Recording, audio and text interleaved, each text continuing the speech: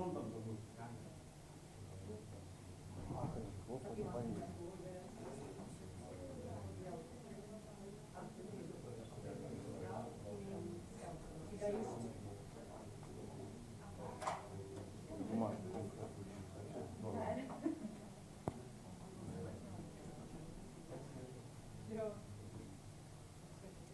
morning.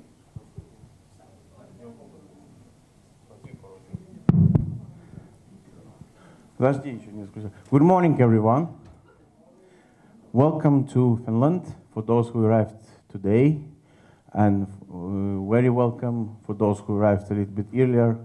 And thank you for hosting Finland, especially our friends from Luxia, us here. We will a little bit wait just a few seconds more for our friends from Denmark, who are just on the way from airport. And also our friends from Sweden is also on the way from Stockholm. And we will start in 3 minutes.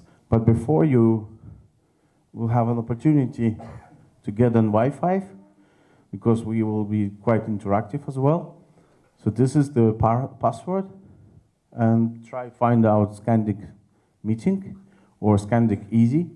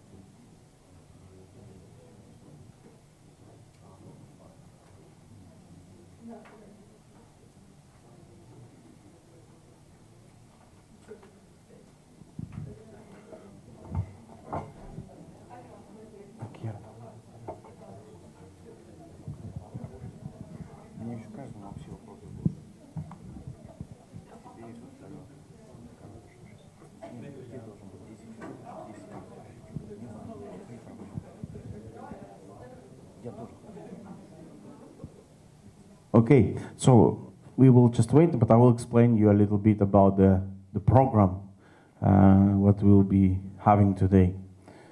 So this is the CreativeNorden.art. This is the international program of our project, Creative Nordic Generation 2030, from Nilhem to Paradise of Yggdrasil. So for those who doesn't know Nordic myths, so from the hell to the heaven, as I understood.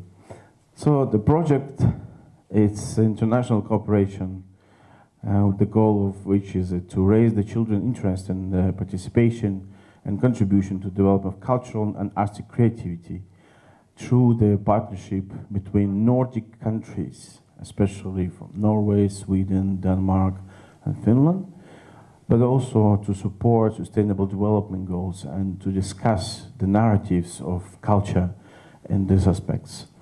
The target group of the program is young people, age 11 to 26, but also we include teachers, experts who was contributing during this whole year. And there will be practical outcomes which we'll be seeing basically during these 2 days. Today we're having an international conference, and tomorrow we will have an opportunity to see the full results of this big program, which was dedicated to creation of the musical based on Nordic myths and young creativity. And those key questions which youngsters are worried about, it's a peace, it's sustainability, it's nature, it's partnership, it's collaboration, and it's youth freedom, and so on. We will have more young people today, and you will have an opportunity to discuss. Also, we will be producing a creative manual. This is a short, small book, which will be including all the materials from the projects, including music notes, songs, storytellers and so on. So youngsters will have an opportunity later on to share their the stories with you, how everything was done, has been done. And so what has been done during this year, we have conducted 3 international creative workshops. First one was in Norway in October, in Porsgrunn, a lovely city, Porsgrunn. The second one, we went to Göteborg, where youngsters from across Nordic has started the creative way, conducting different workshops on music, on dance, on theater, on learning how to interact, communicate. And then just months ago, we had, in February, we had a meeting in Denmark, where youngsters was finalizing the creative thoughts and ideas and setting the final performance. So they went the script and the rehearsals began. And now we have, to be honestly, by tomorrow, the full performance, which I hope you will be visiting, and the opportunity to discuss the key themes, which is really worried. And we'll be also happy to discuss today during the conference. And the conference theme is Nordic culture and arts transformation in frame of achievement of United Nations SDG goals.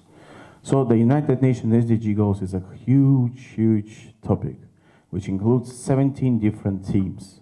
But you know, culture is one of the key aspects of everyday life. So when you discuss the culture, that means also SDGs, because for us, culture is our language, is our norms, is our everyday activities.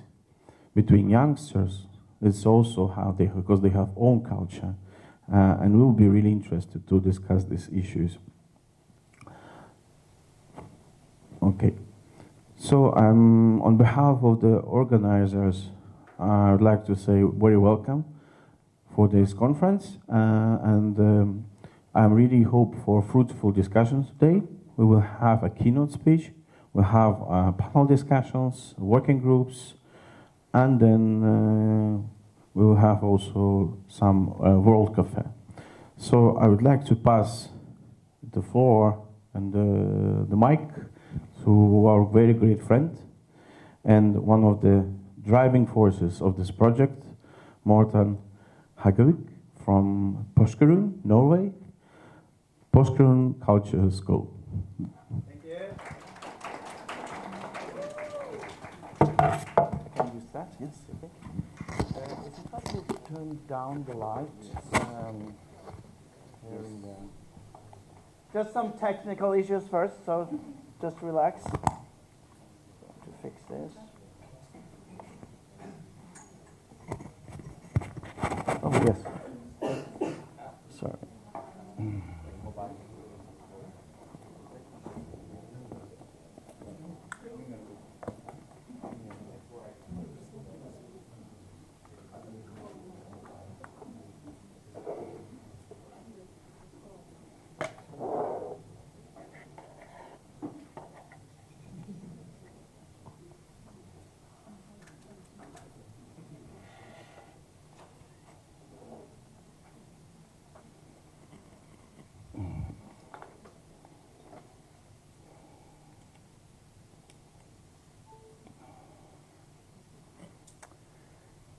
Ta-da.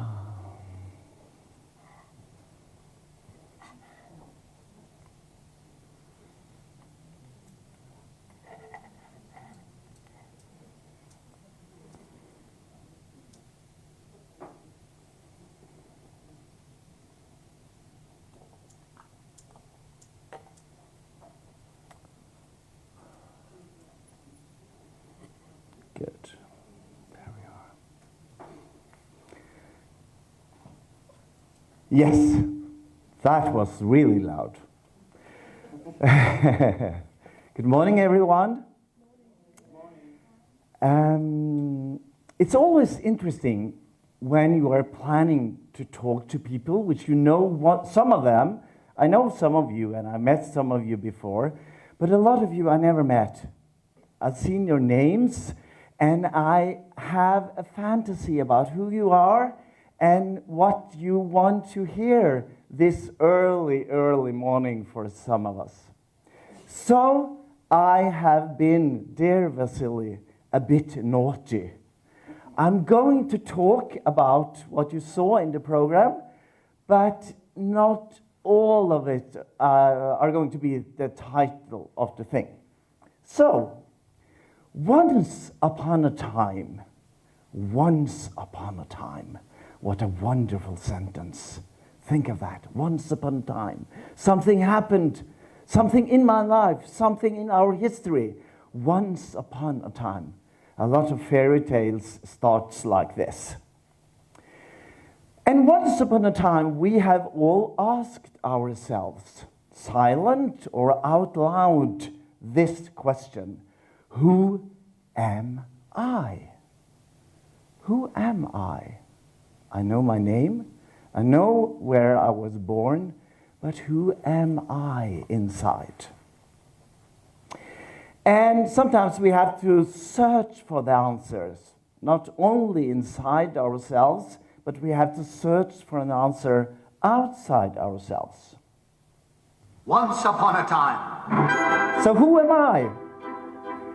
These are, of course, existential questions. Who am I deep inside? What are my values? Where do I come from? How do I communicate with other people? Who are we in our group and our society? Who are we and who am I? I am very interested in a special topic in the arts. So I went to search a special place for answers who could tell me more about who I am. And this answer was probably for some of you a bit surprising, because I found many answers here. And some of you, of course, know what it is. Musicals. Isn't it wonderful? Musicals. Musical theater, music and dance and theater and acting. Everything put together. So now I'm going to talk about the cultural life in Nordic countries and art transformation during times of crisis. I'm going to talk a bit about it and then enlightened with the help of musicals. And the question is if culture can be a force for sustainable development. This is a theme later today. You are also going to discuss multiculturalism. And at the end of the day, the big answer, the big question, of course, is how to provide every child and youth with the possibility to actively participate in cultural life at local and international level. Wow, these are big questions, really, all of them. And all of them are going to be put forward during this day. So, my name is Morten Hagevik. I'm a trained music educator with a master in music education from the State Academy of Music in Oslo. I also worked in every part of schools, from kindergarten to university. I have worked in a lot of cultural organizations, also volunteer organizations. I worked in an advertising agency. Very funny to sit on strange chairs and just talking nonsense and getting paid a lot. I had to ask them, is this all we are doing? Just, playing around and getting paid a lot? Yes, they said, that's what we are doing. Okay, I like it. I'm a podcaster and I'm a headmaster at Porsgrunn Performing Arts School. And for this project, I'm also a creative manager.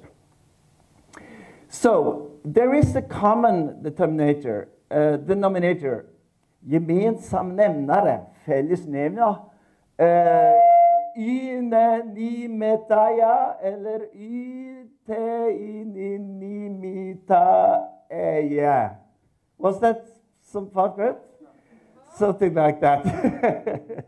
So there is for that. So the crisis we have in the world today and multiculturalism and sustainability. There are some common denominators for this. And we have to talk about who am I and who are we? What kind of society do I and we want to live in, and what do we have in common? This is very important when we discuss these issues. Who am I? Who are we? And the most important recognition is that both you and we as a group, wherever we come from, we remember always that what we have in common is more important than what divides us. What we have in common is more important than all the different things that divides us. So, once upon a time again, let's go to the musical and search for answers.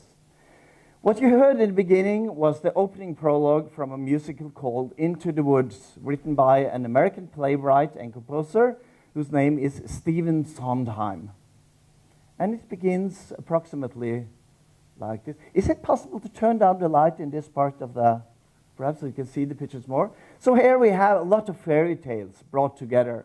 It's the bad and ugly stepsister, the princess, it's Cinderella, Rapunzel, and a new fairy tale called The Baker and His Wife, and we have Red Riding Hood, and The Witch and the Wolf, and a lot of people. And this composer, Stephen Sondheim, he asked himself, what do all these people have in common? They are very different, but they have something in common. So let's listen to 50 seconds of the opening here. Once upon a time, in a far-off kingdom, lived a fair maiden, a sad young lad, and a childless baker. More than life, I wish, with his more wife, than anything, more than the moon, I wish, more than life, I wish, more than riches. I wish my cow would give us some milk. More than anything, I wish we had a child, please, pal. I wish you'd give us some I wish we might have a child, I wish.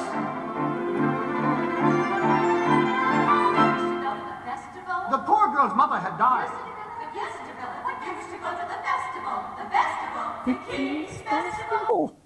And then it goes on for almost 10 minutes, the opening song. So here we have a lot of people with a lot of diversity.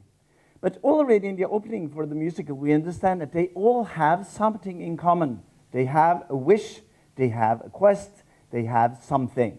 And when we look at this piece of theater, music, art, dance, we also have to ask ourselves, who are they? And understand that they are us. By the use of culture and by the use of art, when we look at a piece or listen to the music or see at a painting, we can sometimes understand that this is about me, and this is about understanding myself, and this is about understanding other people, their feelings, their thoughts, and their view of the society, our common society. So in this musical, they all have a quest, they all have a mission, they all have a wish, and there is this mirror. When we look at this piece, at this musical, we understand more of the society, and we understand more of ourselves, and the question from the beginning, who am I? So now I'm going to do 5 perspectives. The first one is, well, there are crises all over. The second is the importance of culture. The third is the question, where do you live? Which seems very easy to answer, but perhaps it's not so easy. And the fourth is, how can culture and the arts help us to understand? And the fifth is a surprise. So it will be there. Ah, do you remember this? Whoa! 5 years ago, none of us have ever seen that picture or even heard about Corona and everything. And suddenly it was all over. Major crisis, pandemic, all over the world. A typical crisis. Okay. Oh, the cost of electricity Oh my God. Is the ceiling, will it stop ever? I don't know. Crisis. Another example, hunger crisis. All over big parts of the world. We sometimes remember it because it's not in the news, it's not as sexy or as dramatic, but it's a big crisis for us who inhabit the world. This is also a crisis. Loneliness. People feeling left alone. People feeling that they have no friends, they have no place in society. It's a big crisis in many local societies, regional, national, district, well, all over the world. The feeling of loneliness. And then, about money, the economic recession, organization crisis. Many of us work or are volunteer in organizations and are part of organizations. And membership crisis. Where are the members? Where aren't the more people who are actively interested in the part which we are working with? Climate. Oh, is there a bigger crisis than the climate? I don't know. It's a big crisis. And then, in November last year, the last week in November last year, there was all over the news this ChatGPT, artificial intelligence. And what some researchers and politicians and experts say, that this is going to transform the society. A lot of jobs are going to disappear. I even heard a professor at the radio 2 days ago who said that this artificial intelligence means that in 10 years we will have no human beings who have a job as a researcher. We don't need the researchers anymore because the machines, the artificial intelligence will do that. And he even said we don't gonna need professional artists anymore. Interesting, who knows? And war. The war in the Ukraine, a big crisis for the whole world, and especially for us in Europe. And I could have kept going on, because when we think about what is a crisis in my life, in my society, in my country, in our region, globally, there are a lot of crises. So what have we learned the last, 5, 10, 15 years when we try to cope with all these crises? Well, what I think I have learned is the value of losing. Because when something is ordinary, common, it's there all the time. I never thought about electricity, that could be a problem, that could be so expensive. But suddenly, when it is very expensive, and I have to think about it, I'm very concerned about the value of losing.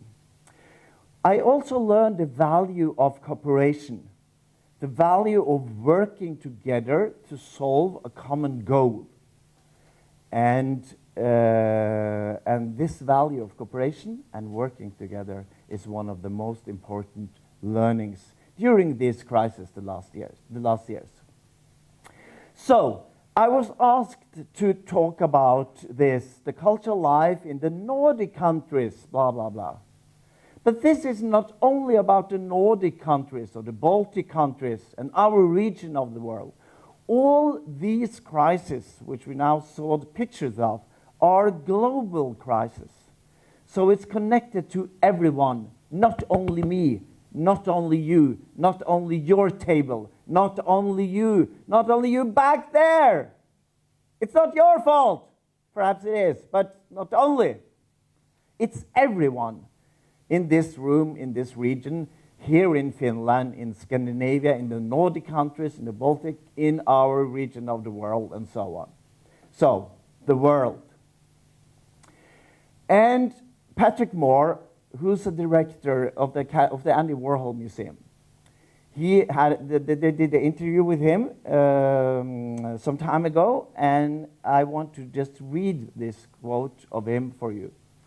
During times of crisis, artists become conveyors of emotions that go beyond what can be read in textbooks or in newspapers. Emotions that go beyond. Art plays a role, perhaps similar to religion, in that it helps us understand things that are too big to understand. It helps us to understand issues, problems, things that are too big to understand. Wow! Think of that. We can use culture and we can use the arts, music, theater, dance, books, paintings, literature, everything to understand things which are difficult to understand. And think about all these pictures about Corona, about the climate crisis, the energy crisis, everything. It's possible to use the arts to understand better what is happening. Perhaps some of you have seen pictures of this artist before. It's an American artist whose name is Keith Haring. And he did a lot of art, which is very, it's not difficult to understand. See the picture? Ignorance is fear, silence is death. Fight AIDS, act up. And this painting, or this poster, was more important than the tens and tens and tens of thousands of written analysis of the health crisis all over the world. When people saw this picture, many understood what this is about, this HIV AIDS crisis, what's this all about. So art is very powerful. And then we have a special obligation to use art. Next, multiculturalism or the multiverse. Have you heard about the multiverse? If not, I will tell you, we are in the multiverse. We are. Everyone are in the multiverse. That's interesting. So what is the multiverse? And what is the difference between multiculturalism and multiverse? So, here it comes. Multiculturalism. Many of us have grown up in the thought that multiculturalism is good. It's good for you. It's good for the society. It's a good description of who we are and what divides us. So, a society made up of people from diverse cultural backgrounds who are valued and respected for their differences. So the differences are important. The differences are important. I need value for my difference, the thing that I do and the thing that I am, which is different from yours.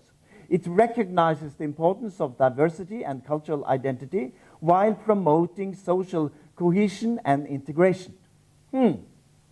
So multiculturalism is good, but when we read the definition, it's possible to understand that it's not all good.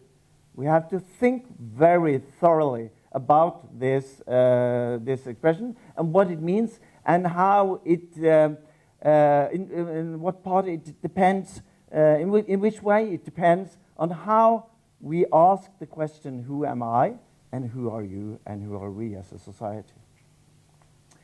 Multiverse is something very interesting because this question means that multiple social realities or words that exist simultaneously. At the same time, we have multiple social realities or words, each with its own norms, values, and beliefs. It emphasizes the importance of recognizing and valuing diverse perspectives and experiences and challenges the idea that there is a single objective reality that everyone experiences in the same time. So my reality and your reality and everyone here's reality represent a diversity, represents a multiverse. And what has this to do again with musicals? Oh, it's fantastic, because when you do musicals, we do theater, we do drama, dance, music, singing, everything at the same time. So it's possible to tell many stories at the same time in a multiverse. So if you're going to go to a musical one time, or have been, you can say to your friends, "What are you doing tonight?" "I'm going to a multiverse." "Wow, what's that?" "Well, it's a multiverse." I love it. So we live in a multiverse, same but different, of course. And this is number 4. How can culture help us, and how are they helping us in the ongoing crisis? So, and here, now I have 4 points about, so this is practically, how can culture help us in this crisis and in all the things that happen close to us and not so close to us? Number 1, storytelling. Artistic forms such as literature, theater, and film can tell powerful stories that help us to understand the experiences of others. By exploring different perspectives and experiences, we can gain a deeper understanding of complex social issues and crises. So at the beginning, today, when I started all this talking with saying, "Once upon a time," I started to tell a story. And this is very important. Then when you have to think yourself about the question, who am I? It's important to also think about, what is the story of me? What is the story of my life? How do I convey, how do I tell others the story of me? And art and culture can help us with that. Number 2, emotional expression. Culture and the arts can tell powerful stories that help us to understand the experiences of others. By exploring different perspectives and experiences, we can gain a deeper understanding of complex social issues and crises. How many languages do we talk in this room? 5, 10, 15 perhaps, talk or understand. But there is one language that we have in common, and it's the language of feelings. And if I should tell you that yesterday my dog died, well, it didn't. So, and I'm very sad. And I have to use Norwegian or English to tell how sad I am, and you have to sort of translate, but your feelings are not the same as mine. So we have to translate the words, the meaning, but also the understanding of feelings. And we say that music are a language that is very similar to our feelings. That is why when we listen to music, when we dance to music, when we play or sing ourselves, there is a closer connection to yourself than it's possible with words. This is why when I last night saw a young kid, 12 years old, in New York on Broadway, doing a song from the musical Oliver, 12 years. It was like this. It was a short clip for 40 seconds. And after 11 seconds, I had to see it many times, and after 11 seconds, my tears start running. It never happens when I read when I read this. Or perhaps, no, it never happens. So art is it's a gateway to emotional expressions. Okay, number 3, promoting dialogue. Culture and the arts can help to promote dialogue and bring people together to discuss difficult issues. This can foster a greater sense of community and social cohesion, which can be especially important during times of crisis. Some years ago, there was a choir and some researchers. And the researchers, they put all these instruments on every member in the choir and said to the conductor, well, don't think about it. Don't think about it. We are in the back room with all this connection, heartbeats and pulse and blood pressure and everything. And the conductor started conducting, and the researchers was outside. And they saw all these heartbeats going dun dun dun dun dun dun dun dun dun dun. But after only 10, 15 minutes, something happened. And the researchers, they were outside there, and they didn't understand what is happening inside this room with the choir? What is happening? Because the hearts of all the members in the choir started to beat at the same pace. Dum, dum, dum, dum. And they run into the room to see what are they doing? What are they? Are the conductor commanding the heart? It's not possible. We know that. I can't tell anyone here that, well, slow down your heart. It's a bit, can you do it in this rhythm? Try. Can you? It's impossible. But through culture, through arts, and especially through music, it's possible to promote a dialogue, not only with words, but dialogue with body and heart. Emotion, dialogue, expression. And the fourth and last, raising awareness. Artistic forms such as graphic design and public service announcements can be used to raise awareness about crisis and the issues underlying them. Like Keith Haring, like the picture we saw from the AIDS crisis. By using powerful visual and rhetorical techniques, these forms of art can help to educate and inform the public about important issues. I look at the time and I have to rush there, friends. So, but first, once again, who am I? We have to finish with a musical, of course. So here comes a short clip from the musical Les Miserables, which originally was a book by the French author Victor Hugo. The theme follows the struggles and redemption of ex-convict Jean Valjean, set against the backdrop of 19th century France and its social and political upheavals. That's the theme of the book. And I'm going to show you now approximately a 2-minute clip. And this clip in the book is 4 chapters. It's, Les Miserables, it's a big book. It's a big book. But 4 chapters in these 2 minutes. And that's possible because of the power of culture, the power of music, the power of composing, the power of instruments, the power of the text, everything. And my hope is that later today, tomorrow, next week, this year, and maybe for some of you the rest of your life, you are aware of this question. Who am I? And you could think about it when you're young, when we develop, when we change things around us. Because if we can answer the question, who am I? And we can answer the question, who are we?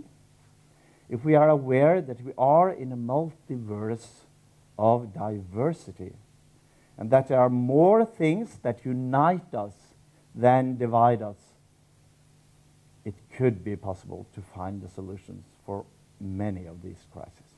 So here comes, when you read, listen, look, and think. Les Miserables, this is Hugh Jackman. Wolverine, which some of you know, did film of that, and if we are lucky, we are going to... I have to start at... They think that man is me. 45 seconds. Okay, so here it starts. If I speak, they are condemned. If I stay silent, I am damned.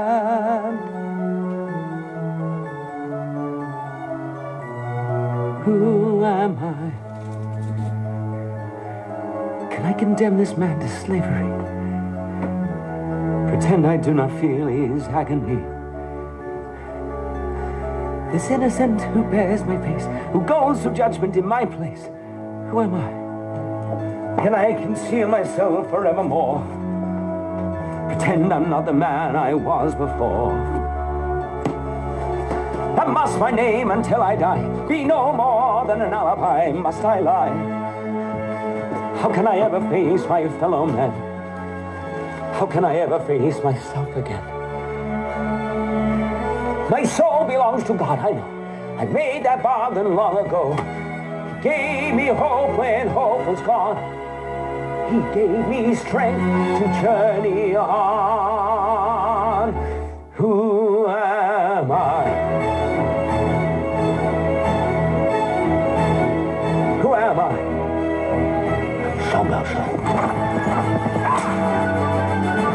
Monsieur le maire. And so, Your Honor, you see it's true. This man bears no more guilt than you. Who am I? 2, 4, 6, or 1. This man bears no more guilt than you and I. Every time I see this musical, in that line, I feel, oh, it's so true. I could be Jean Valjean. I understand him. Because the power of culture, the power of the arts, and the power of musicals. So, dear friends, here are my closing foil. It's like this. Thank you for your attention.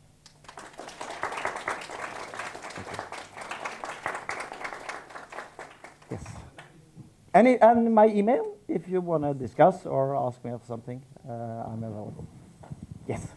Thank you very much. That was much more than what It's fine. asked It's you. really fun. Okay. Is there any questions or comments for our keynote speaker? Please be brave. Yes, please. Oh, thank you.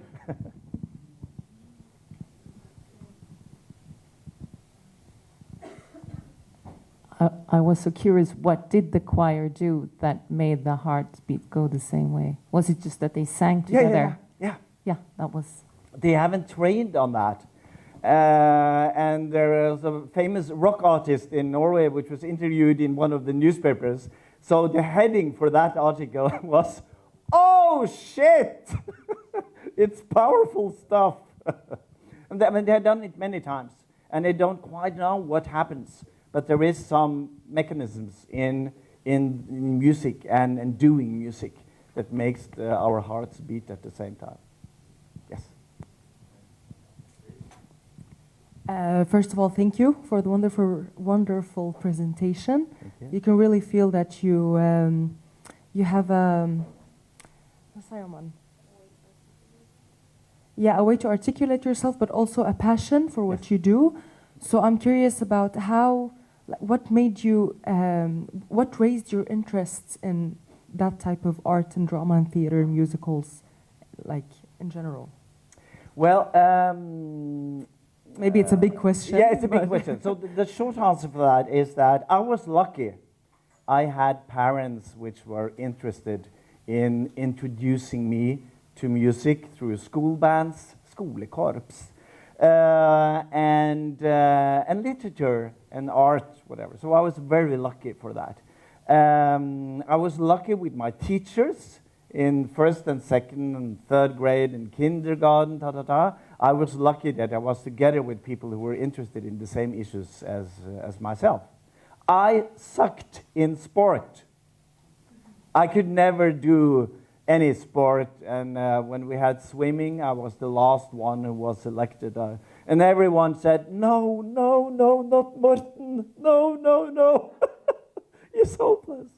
But I could flourish through playing and singing and doing things. So I was lucky. And then out of that came, of course, an interest and the studies and people I met and everything. Yeah. Mm. Thank you. Good.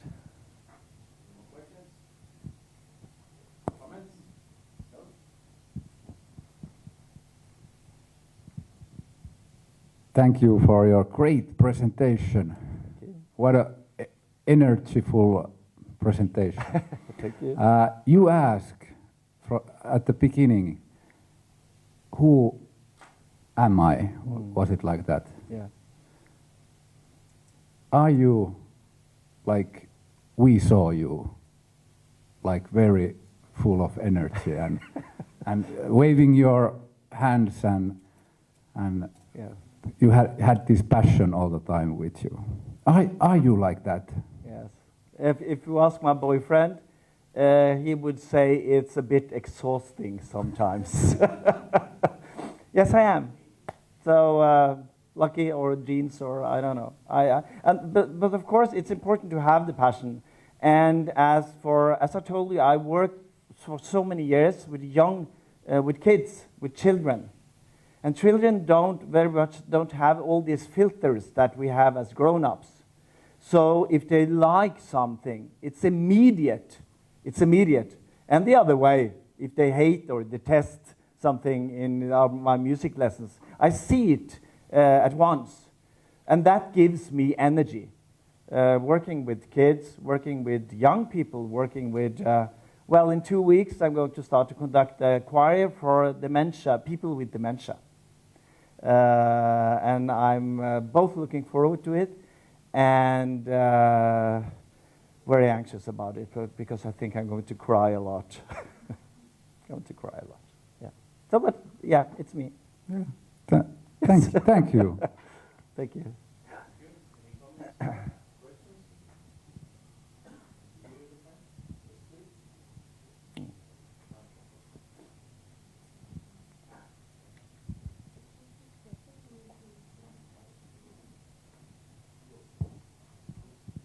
It's possible to talk to me in the break or during.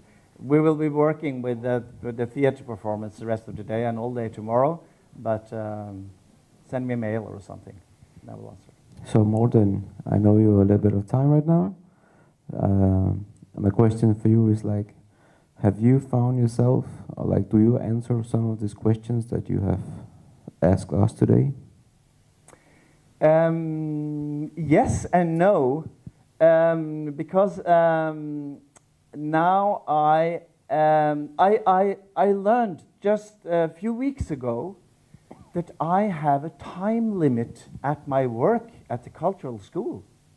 I have only 13 years left before I have to retire. Only 13 years. And that was a totally new experience or reflection from my part. Oh my God, so little time to do everything which we want to do, only 13 times. And most of you are young people, so life is, it's endless ahead of you.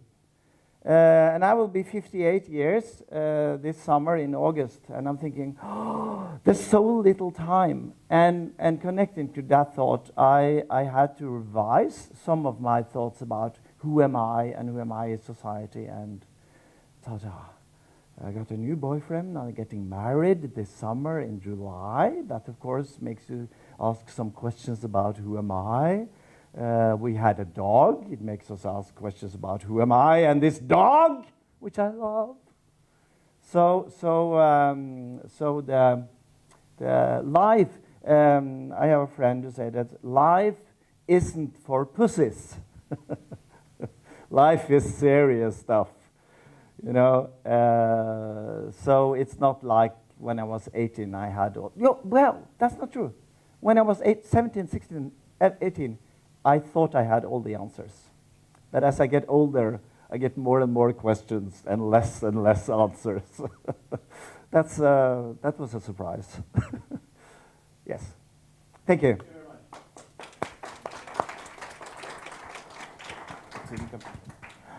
Thank you very much, Morten. So now we move to the panel discussion. And the panel discussion will be about, can culture to be a driving force for sustainable development? I have the honor to invite Morten, Marco Coco, Susan, Ingrid, and Christian on the panel. Please join us here. Yes, make some applause to support Ingrid. I have mentioned you. Yes. So, before going to the team, I would like to share with you some interesting story that culture has been emphasized as a fourth pillar on sustainability. Culture as a defined in a dictionary means that customary beliefs, social forms, and material traits of racial, religious, and social group. Culture is also seen as a set of shared attitudes, values, goals, and practices that characterize an organization.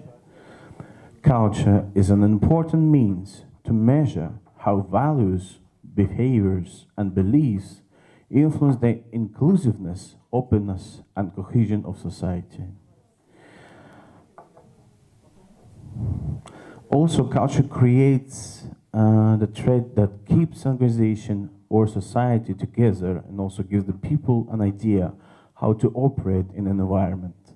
So if we go back to the key theme, which is culture, can culture be a driving force for sustainable development?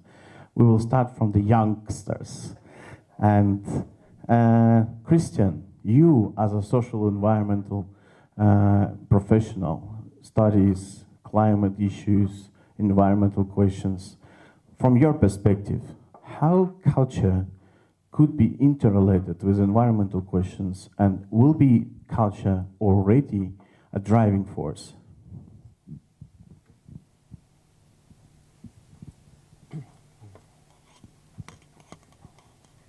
I do think culture can help with sustainability and help climate change. We already have a lot of small communities. One is called Den Grønne Ungdomsbevægelse, which is a group of youngsters debating climate already in a group of young people. They are very dedicated and have already made some marches and medium projects, and they're getting bigger. They make a lot of awareness and are good at speaking up, so there's a lot of activism. We like that. Do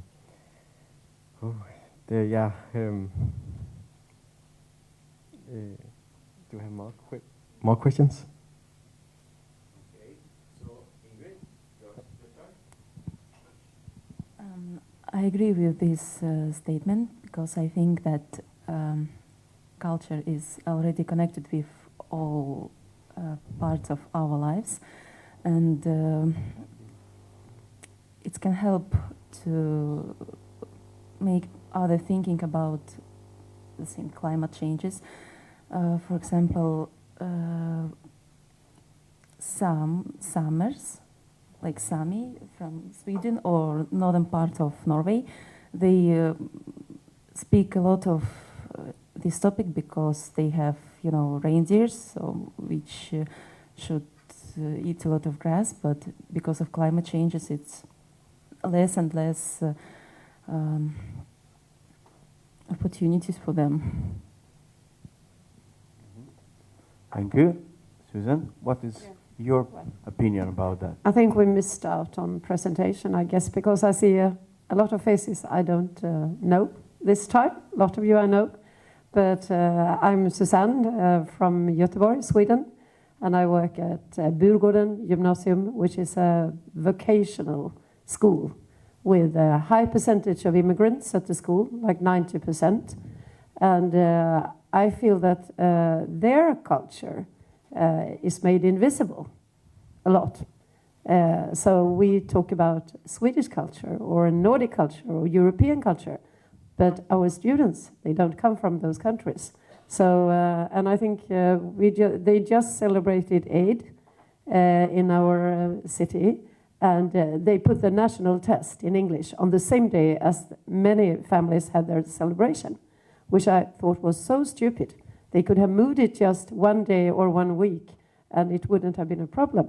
So the result was that many students, of course, skipped the national test and went celebrating. And that is Muslims are a large part of our society nowadays. And I think we tend to forget about culture, other cultures from outside of Europe that are here in the Nordic countries. They are not as important, or we don't talk about them.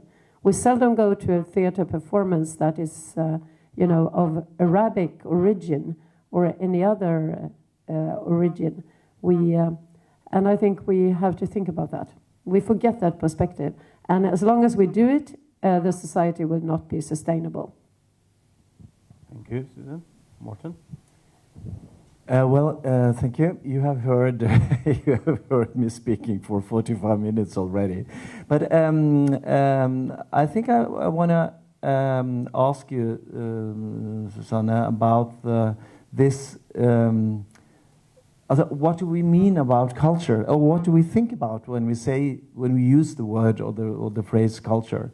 Because I think it's one of the issues is that it's very difficult if I have another explanation of culture than we have here in the panel. Because when I say culture, I think about da da da da da da da. And when you say culture, you think about da da da da da da. And then we have, as you said, the Sami culture. We have an environmental, of course, the green. We will use culture. But how do we express culture, and what is the definition of this? Because in Norway we have this discussion about sports culture, arena culture, green culture, group culture, family culture, economic culture, and these expressions, and many more of them, is of course we understand with family culture. The family culture has to be good, But what I'm talking about is culture which comes from the arts, culture as culture. So when we do define culture, we have to be very aware about what are we talking about when we talk about culture. So did I ask you a question, or did I lose it? I lost it. Yes, sorry. No, I wonder if you could say some more about merging different cultures in your school. Is it very fremmed? Is it very framed? No, not framed. Foreign. Is it? Does it feel foreign? Do the students in your school know about each other and each other's culture, or are they interested? I think they are. I think they drag us into it, and I'm very grateful with them because it gives me understanding I feel there are other artistic forms that they are very good at, like, the henna paintings and things that we never do, and I'm so impressed that there are. But we see also in the national curriculum in Sweden that art has been made not compulsory, like the subject of art. It was compulsory before to get a graduation from upper secondary school. Now it's voluntary, and it has disappeared. We have only a few students that work, and the aesthetic program is also going down. Everyone wants to study economics or natural science, social science, but the aesthetics, is just, I think, one school out of our schools in Göteborg, which is a big city, by the way, that still has no applicants for. And I hope that politicians will come to their senses and bring it back, because I think everyone needs to have it, even if they are not going to do it in a professional way. Yes, fully agree. Let's ask youngsters then what they think about. So Christian, Ingrid, and what do you think, both of you? Should the arts to be a compulsory study? So should you be doing this and knowing this very deeply, not just on some ground basics, but also going to arts museums, traveling, learn new languages, and as a compulsory studies? Of course, I think we should do it. I'm studying Swedish language and culture, and we have more topics about literature, music, arts, and it really helps to understand better what is Sweden, how they act in different situations, and the way they thinking. I hope I could understand them a little bit better, and also these art museums or culture museums, they give good examples of what was important in different times and how it changes in the country. Thank you. Christian, your thoughts? Yeah, I also agree. I would like to have more culture subjects It would be interesting to travel more, even if that could be possible, and I hope it could be within the budget of the schools. It's valuable to have these lessons about different cultures, and it would help us understand each other better. But the question is now, the new generation is completely thinking other way. They're more interested in digital culture, right? So you're thinking more about participation digitally. But what about, do you see the difficulties, the struggle between the historical culture, what we understand, the traditional one, and the digital? Do you see the differences? Do you see the problem in here? Yes, because it's because of the globalism, and we have the internet at our hands and can just Google it. But that's just reading about it. If we travel, we get to live inside the different cultures we want to know about, and it gives us a better perspective and understanding. So, Morten, what is your feeling about that? Yes. I have a relative, my old aunt, and she is 86 years old. And very often when she talks about the development, she says, well, it's the development. I don't like it. But well, we have to accept that this is how the society in the future is going to be. And every time I say to her, no, stop! You are 86 years old, but you can still, your voice is still important to be heard. And of course, for old people, we can perhaps understand it, that they are at the end of their lives and so. But it's also, I also meet young people who say that, well, it's development, it's going to be developed. So I can't, it will, I don't know what will be, something like that. So the most important thing for you as young people is to be aware that you can make a difference. You can make a difference in your family, with your friends, in your organization, in your area.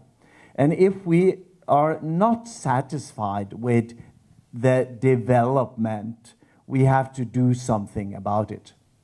For me, my friend said that I'm an extreme future optimist. I'm waiting, and I have been waiting for many years to have installed a microchip behind my ear with internet. I'm looking so much forward to it that I can just blink with my eye, and I will have perhaps some glasses in the beginning, but after a while, no, it will be inside my eyes, and I will have access to all libraries all over the world. Fantastic! I could even close my eyes and travel to places I've never been. I can meet people which what do we do now? We have a Teams meeting, we have a Zoom meeting, It's very strange. They are there on the screen. I want to touch you, sorry, very gentle. I want to be near you, also digital. So we have to be very aware about the development and be very, I have chosen to be positive about it. And then for digital culture has so many possibilities. It's fantastic. It's really fantastic. But we have to be aware of the possibilities, and we have to say, well, this is not the right direction. We wanted to go another direction. It's not the engineers, the computer engineers. It's not them who really should decide which direction the development should go. Yeah.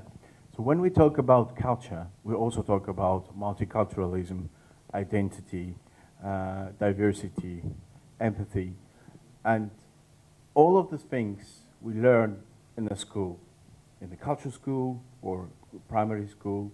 So do you feel right now that, particularly in Nordic countries, we have a lot of different nationalities living from around the world? We have a little bit also struggle between those who are antagonists, who want to move on and further, and they want real changes, and those who are traditionals, who doesn't really want to have new things.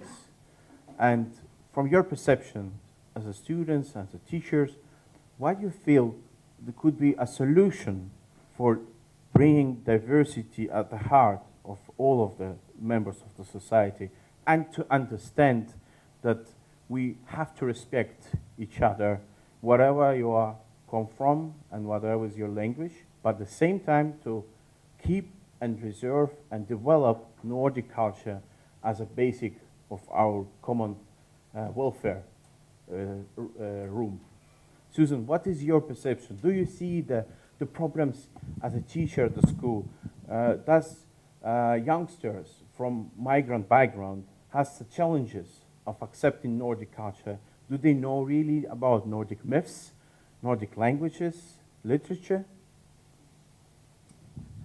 Well, that's also strange because it's more compulsory in taking Swedish for native speakers than it's included, but not in the course Swedish for immigrants.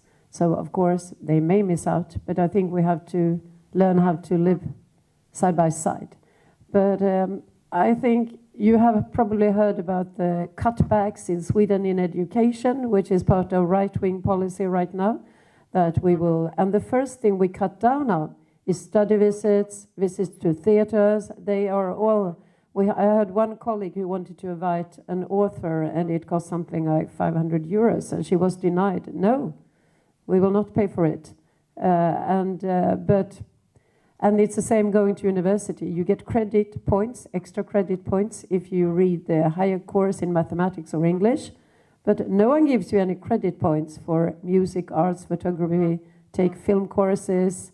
And my own school was shut down where we had the training for photographers and filmmakers because there is no money in it. People can't really, it's difficult to survive. So I think we have to take a better grip of it in the whole society. Is it worth anything? Because now it feels like it's not. Ingrid, what is your feelings about intercultural dialogue, multiculturalism? What the minorities should be doing when they are in the country? Should they be integrating or assimilating? It's a little bit difficult question, but I think both cultures should respect each other and learn more about both sides. It's really hard to save your native culture if you live in other place, but like it was when a lot of Sweden or Danish or Norwegian travel to USA, and in this time they have like small places which have Swedish or other Scandinavian language for first language, but they took a lot of American culture also. We talk about it from one lesson, and teachers said that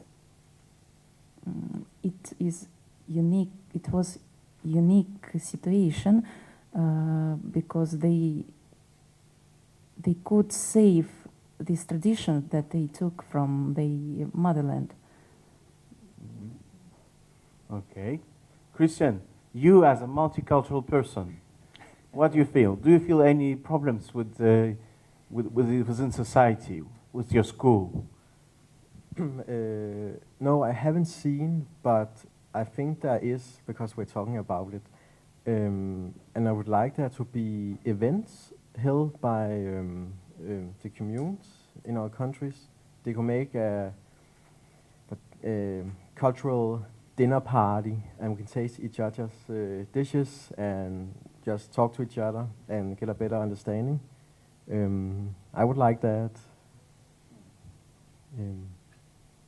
Yeah, that's my thought. Okay. So one of the problems, contemporary problems, is access to the culture for young people. We know that culture is expensive. And even professional and traditional culture is expensive regarding the ballet, or it could be an opera house, or etc., etc. So how we could keep the line that youngsters who still have an access to the traditional high-level culture, and what could be some benefits or your suggestions that youngsters first feel the motivation to visit this kind of institutions. Second, to have an access, mean that they can pay the ticket. Or should we provide some sponsors or within the curriculum of the school as, let's say, as a must visit at once a year, a ballet or theater or musical, etc., as a responsibility of each citizen. So what is your perception? How we could help young people to visit this kind of institutions?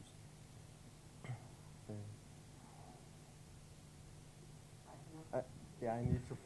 Okay, I can start. we are so lucky in the Scandinavian countries because we are close to each other, and we are also. It's quite easy to be inspired by different programs in different countries. So one of the answers for your question is that, for instance, in Norway we have something called translated the cultural school bag. So the state, the government, every year gives 10 million euros or something. It's a lot of money, so that every school child in Norway can have experiences with arts in school. So they could go to a concert, or they could see an art exhibition, or they could meet an author, or they can see a dance performance, and yeah, there are 6 different parts of that. And that has been very important to give free access to the place where everyone is at school. And we also have some programs for children who comes from poor families.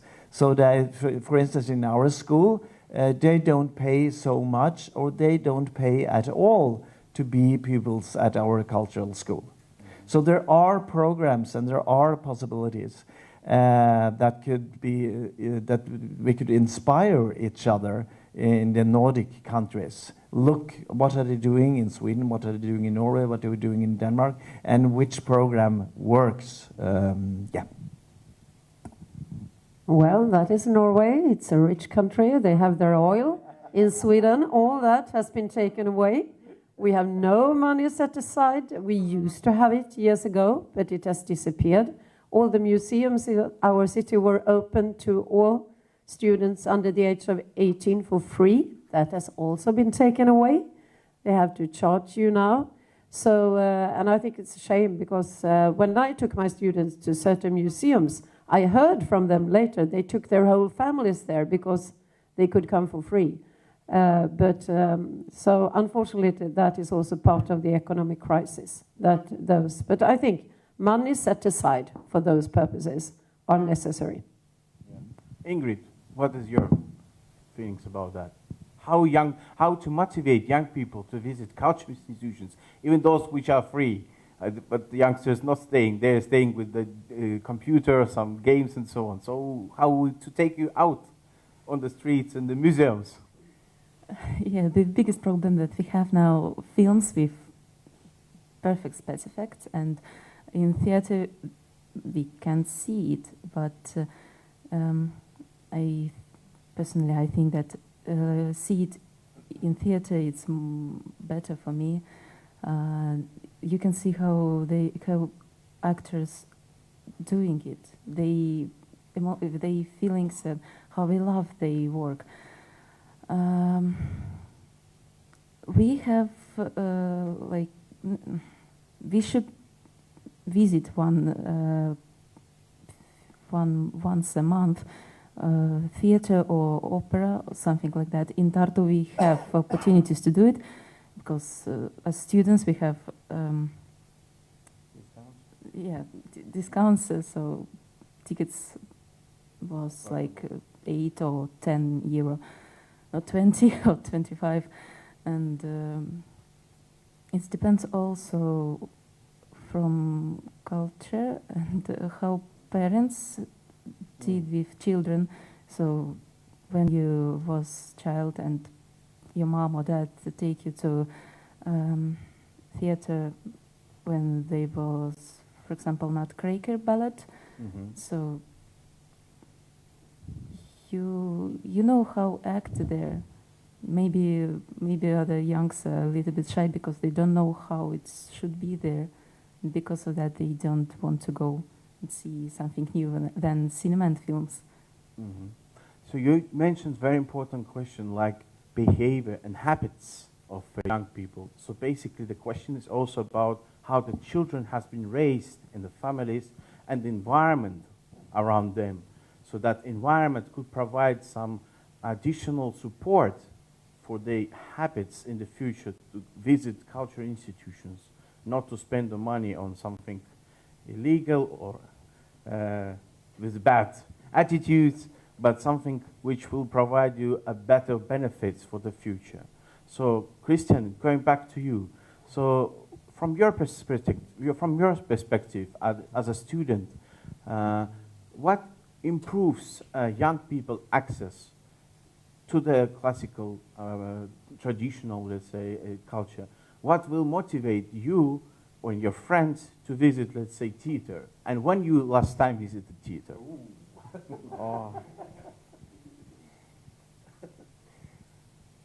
Well, I can't remember, but motivation could be coming from parents, the family, the schools, teachers, campaigns. We need more of them about culture, I think, in Denmark. There should be fun events, I think, at the culture spot. Make it easier to connect and talk afterwards, the performance. Share your thoughts over food, maybe. Young people love food. Nice. Just some ideas. So you mentioned very good idea to mix, to bring contemporary, classical, and some things which could join us. Food culture is also one of the opportunities. Right. Also, we have our friends from Finland, basically who was hosting us here. Marco, welcome. Thank you. You managed to come.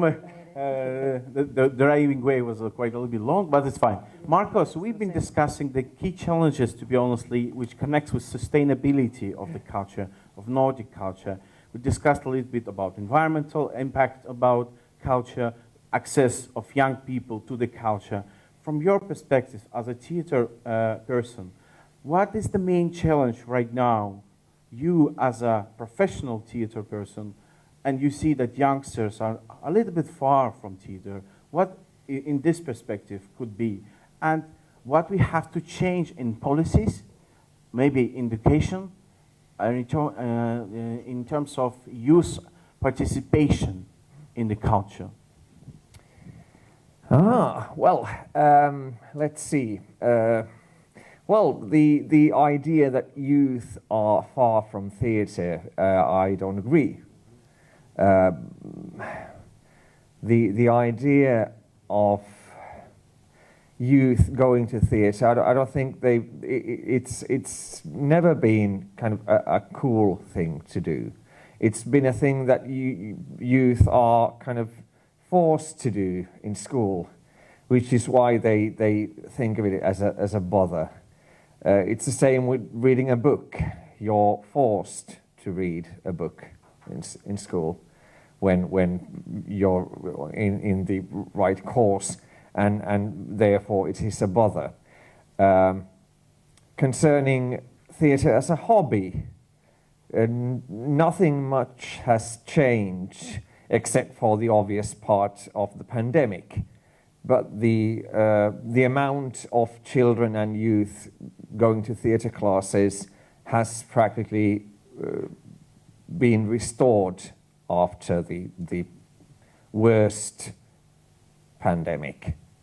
So in that sense, no, nothing really has changed, and youth are as much in contact with theatre as they used to be.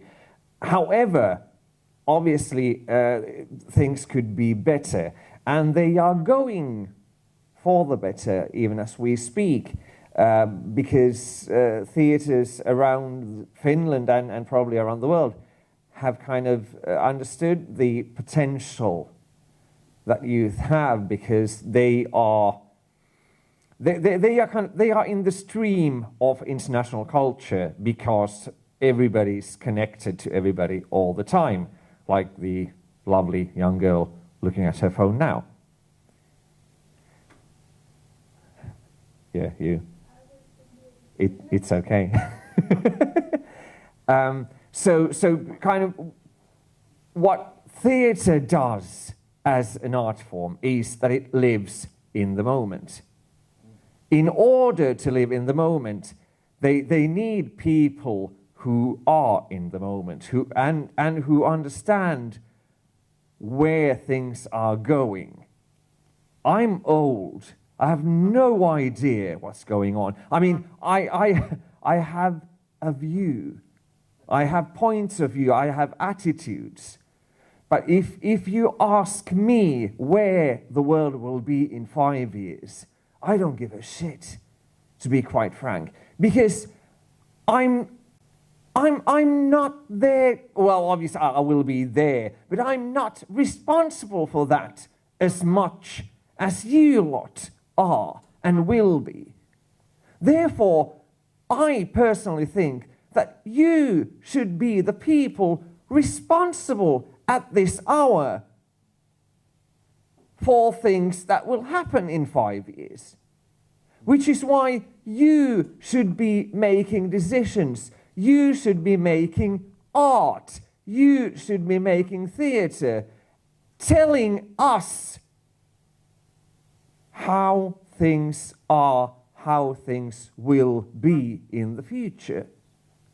I like gardening. I can do gardening the next 5 years. You take care of the world. I'm fine with it. So theatres are more and more getting involved with youths, and youths are more and more getting involved with theatres, and that's the way it should be. Thank you. Morten? Can I Yes, yes, please. Yes, but I still think, as Morten said, he had his parents to thank for getting into arts. And I think school has the power to change habits. And that we can actually, because I force my students to read books with me. And, and I force them to read. We have done Wuthering Heights by Emily Bronte. And even though they are 16, a lot of my students say, it's the first time I've read a whole book. I never had to in grammar school. And they find an interest in it. And we discuss what it says. Does a book from 19th century has anything to say to us today? And it has. They have been so engaged. And then if you go to see the performance, one student found me after 20 years when I taught her. And we read and said, I've thought about it so many years. What was the name of that book? I can never forget it. Because we read it and we went to see it, then it was a film at the cinema. So I think still we have the power to change. And the school has the opportunity. We have the people get it together. So I think actually we can make it a habit. And then if we choose not to go that way, because I have friends also that say, the only time I've been to the theater was when my teacher forced me to go to see a performance. But if you just go and see something that you don't prepare properly for, then I think it will do no change. But working with it, I know it works, and I will not stop doing it. Yes. Oh, applaud. Thank you, both of you. I just at the end, I want to remember to make us all remember that it's as I said in the opening. These are very difficult and big questions. It's about economy. It's about the structure in the society. It's about different systemic choices that we make.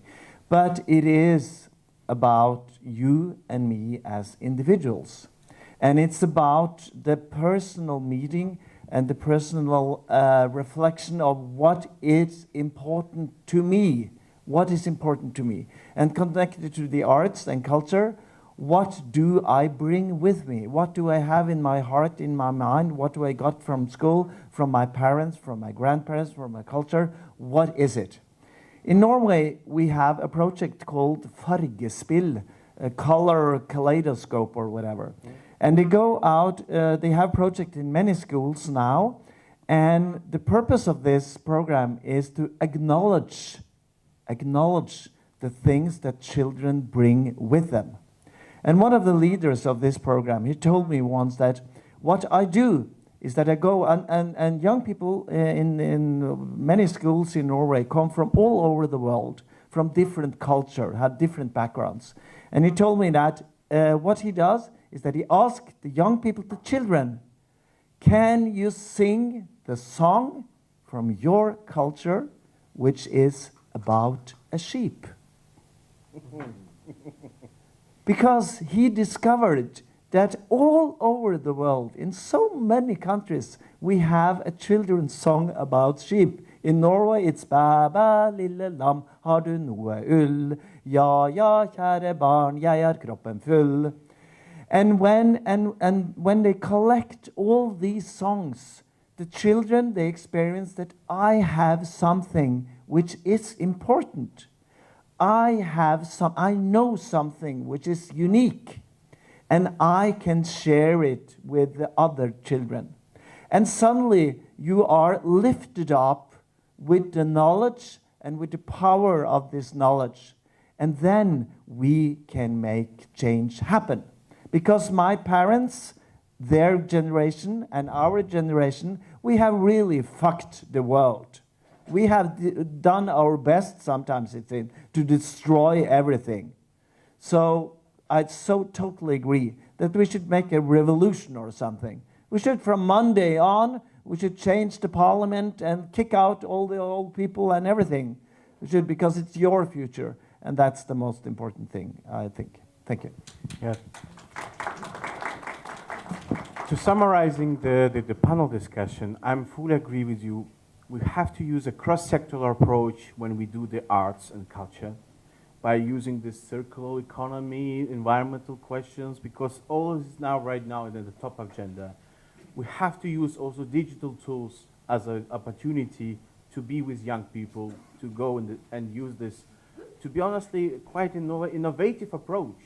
But also we have to keep in mind that the tradition stays with us and improve the habits and values of young people through the school, through the parents, by visiting and co-creating the arts today for the next 5 years, that youngsters of next generation could having fun and enjoy and develop the culture of Nordic countries. So, back to the audience. We have 2 questions, time for 2 questions. Is anyone wants to ask? Gitte, do you want to share with us some thoughts, ideas?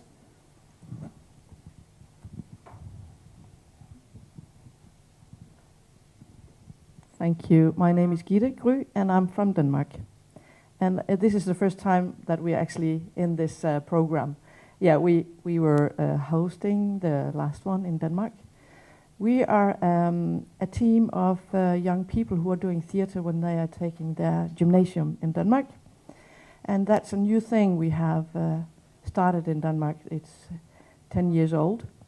And I'm in charge of the whole platform in Denmark, which is doing this youth work when they are going to a youth education.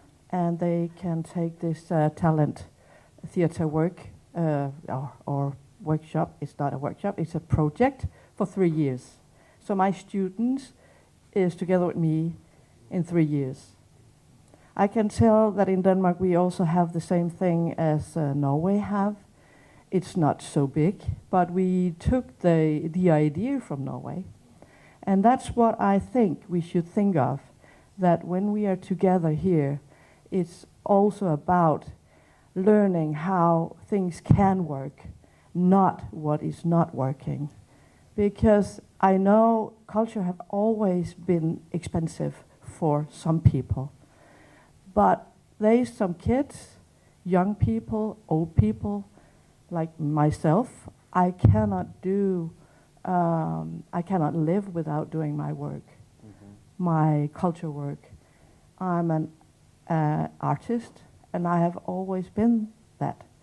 I remember when I was 5, I thought that I would be an actor, and I thought, no. And then I started swimming instead. But in the end, I actually was reaching the goal when I was 26. But from when I was 5 until 26, no one was talking to me about being an actor. But now it's much better, actually. And I think now we also have other cultures in our culture. But we have to understand that we have to understand our own culture before we can give it to others. It's not because I don't think that we can not share or do cooperation, but I think we also have the responsibility for leaving and giving the future from the past. That's what I want to say. And I'm not tired. I can still give. But I don't want to show them how to do. I wanted to give them the possibility of showing it themselves. Because I'm old enough for giving out. Yes, that was mine. Yes? Yeah, thank you. Yeah, somehow.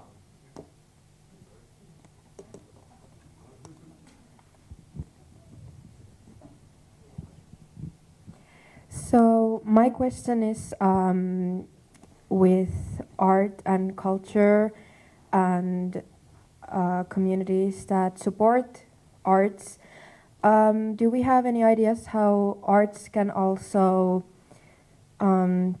support LGBTQ, for example, and other minorities? For example, with your picture with the AIDS crisis, that was a really good example. I would definitely right now, for example, support the trans laws in America, for example. It's awful, and I think people should really look into that more. So what kind of art can we make about that? How can we, with art and culture, how can we support that kind of minorities and people in crisis?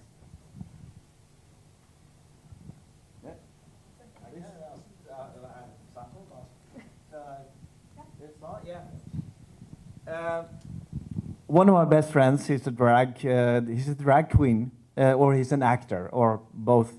And he has done these wonderful productions where where kindergartens hire him or her in this this position to visit kindergartens and tell fairy tales. So he comes as this lady, and the kids, they don't care. It's a beautiful lady telling fairy tales. And I asked him a few weeks ago how this is going, and it's an enormous success. And the people who have problems with it's the grown-ups. They are, well, how would they react and da-da-da. So what can we do? Drag queens in every kindergarten. Of course, we have to do that. And then we have to be aware that, I don't think I want to start with the trans discussion because it's so fucking stupid. My God, sorry. But there are a lot of things we can do. While I have the microphone, I have to say, I have to give you a tip. Because in my community right now, we are writing a plan for the cultural development. And I have been fighting now for 1.5 years to erase one word connected to culture. And that word is expenses. So I'm reading through all the papers from the politicians, everyone, well, the expenses for culture. And I change all these words all the time, again, to investment. So the words are very important. Oh, the expenses are the expenses. No. It's not expenses. It's investment in kids, investment in the future. So when you read something in the commentary field or whatever, don't use expenses. Expenses is stupid. It's investment. That's important. Thank you. Well, I thought I'll say a word about the trans question. Doing theatre involves roles, as probably most of you know. Now, regarding identity, that's a role as well that we take or are given, but mostly, hopefully, that we take. What I've noticed in my students aged 6 to 21, I think at this point, is that with theatre work, where you are kind of, you're supposed to have a role, it's also very easy to try on different identities. So most kids that are kind of struggling with the idea, who am I? Which is my identity? Where do I fit? Where do I stand? If they decide to kind of try a new name, we are the first people who get to share that name. We are the first people who are given that name. Can you call me this? This is my identity name. Because they are used to being called different names. They can be Mrs. Robinson or they can be the postman. So why can't they give us a new name when they feel like it? And it's, I believe it's the same with kind of with art in general, because in the middle there is the individual, the person doing the art, doing the playing, doing the dancing, doing the whatever. And if the person, the individual doing the art is not in his or her own center, it's very hard to do art, I think. Yeah, this is on, yes. I'm not really sure what I should ask. My head is pretty empty at the moment, I'm very sorry. But it's been interesting to hear all of your perspectives on this matter. And I'm just happy to be here, to be honest.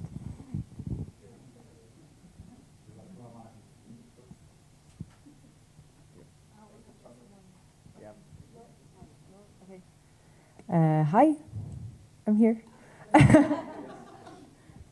I was just thinking about what you were talking about earlier, Susanne, because just a short background story. I myself came to Sweden in 2011. I was 9 years old, and my ethnicity is Palestinian, but we used to live in Syria before we came to Sweden, my family and I.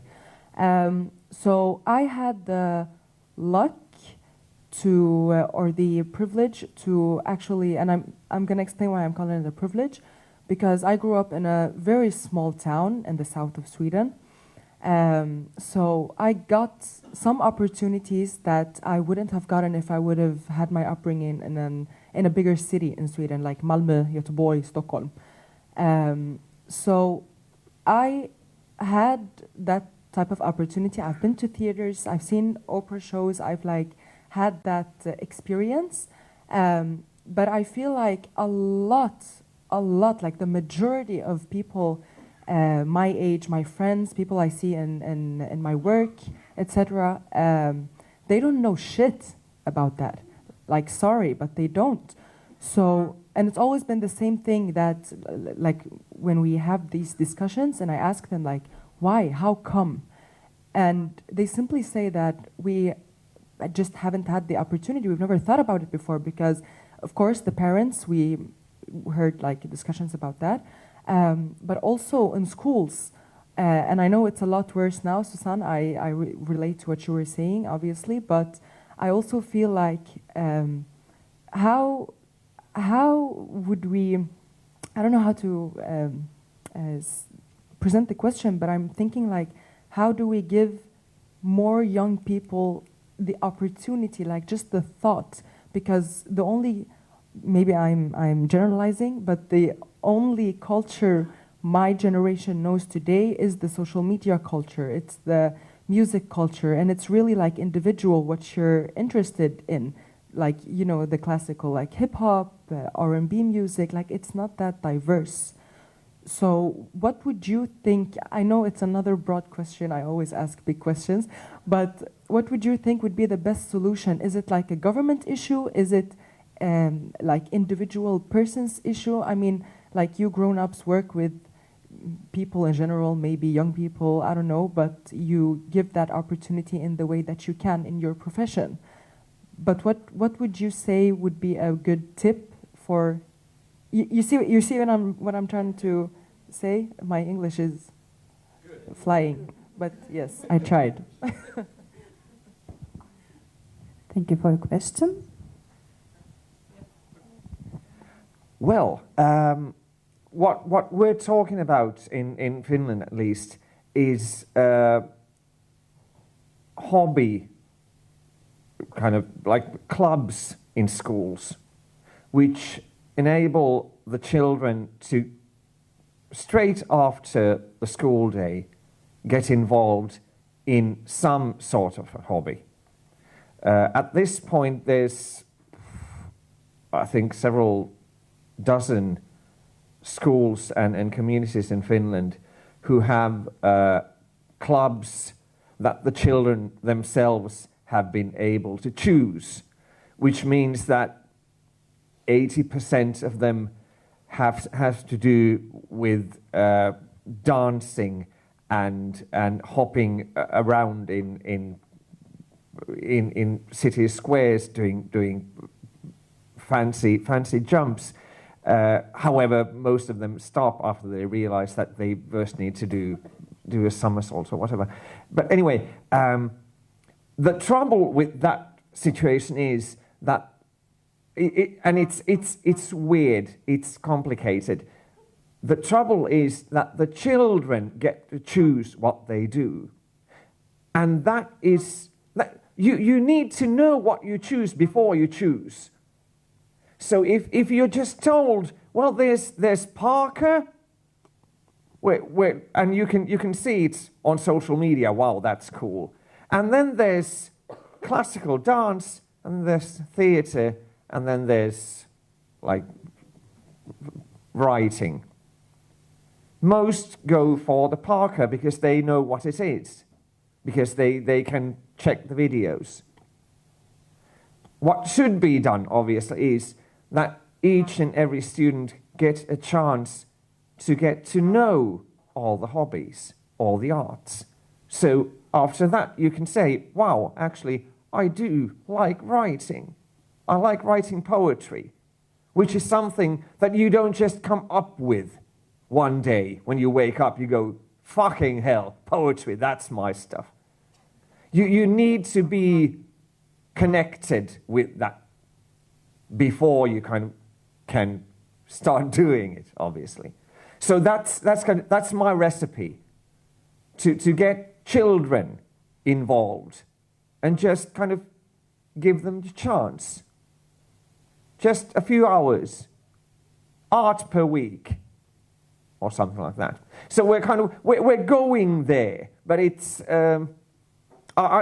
personally, I think there's too many choices in schools nowadays. Anyway, it's weird that 10-year-olds are given the opportunity, or they are forced into deciding what they want to do at school.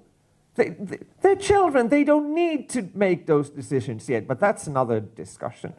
Please, somebody take this away from me. To answer you, I think it's government-based, actually, because as it is in Sweden today, the responsibility of the economy is left to the communities, and they don't prioritize schools. But if we have state-based schools, which I'm in favor of, then I think they couldn't take the money to other areas in the community like they do now, and we are left with nothing. And then, of course, culture disappears. I also think maybe you were in a small community where they had a good economy and they could do all these things, because I still think that we have to start in schools.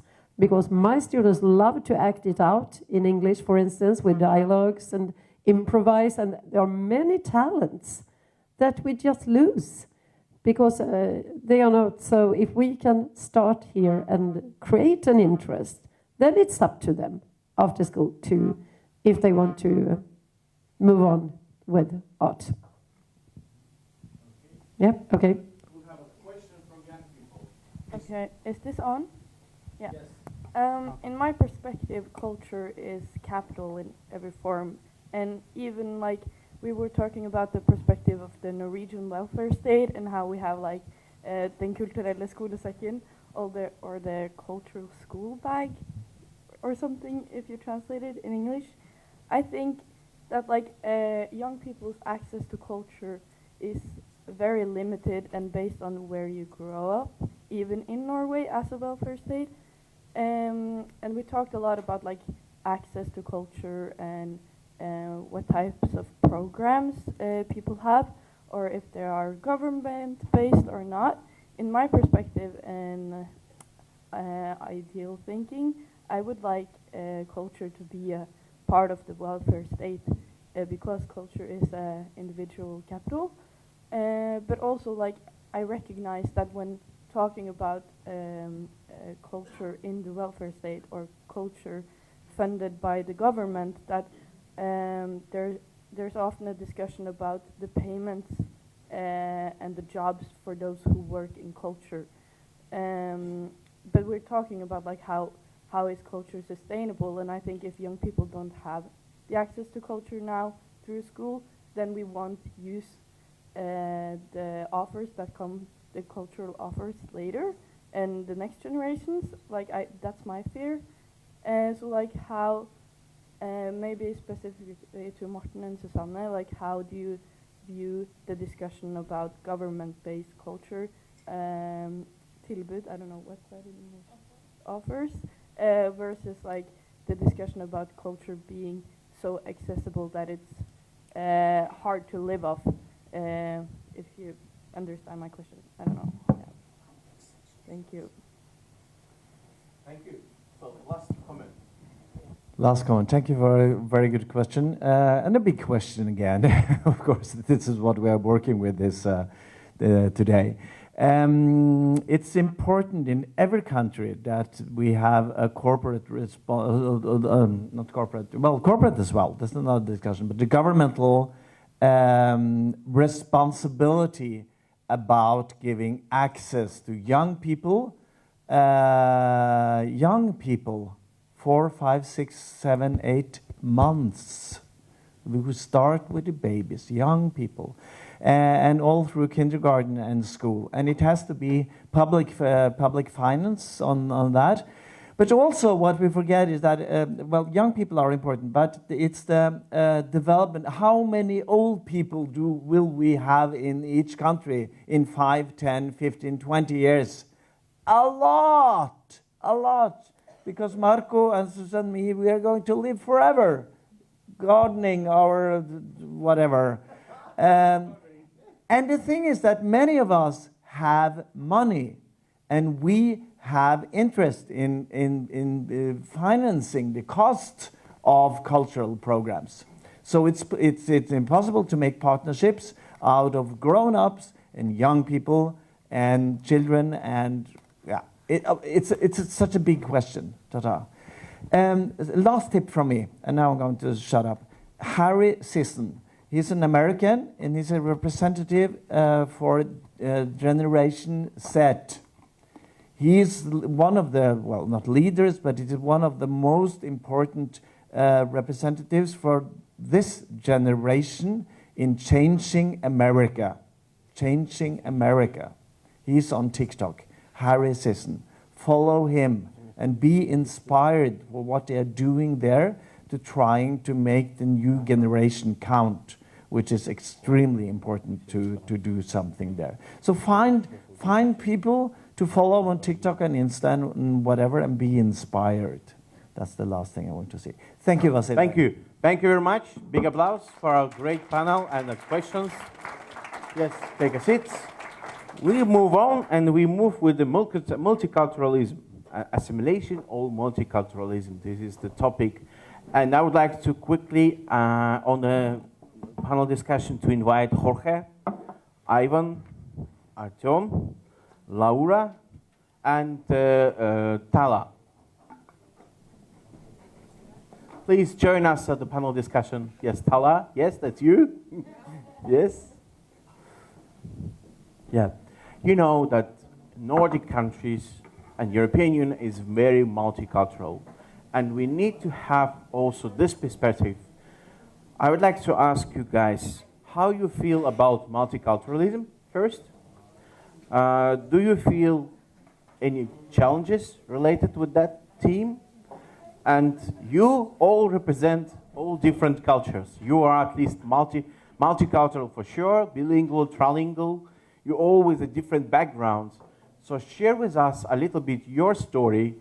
When you came in Nordic countries, how you feel yourself? What was the challenge for you? And do you feel accepted as a member of the Nordic country? We could start from Jorge. Hello, everybody. Oh, sorry. Hello. How are you? Good. My name is Jorge, and I came to Sweden when I was 13 years from Chile, from the other side of the world, the end of the world, as we say. And well, if we talk about culture, sometimes in Latin America we say that Chilean people are like a little bit like Swedish people, because we are from a geographically part of South America which is a little bit aside, separated with mountains and sea.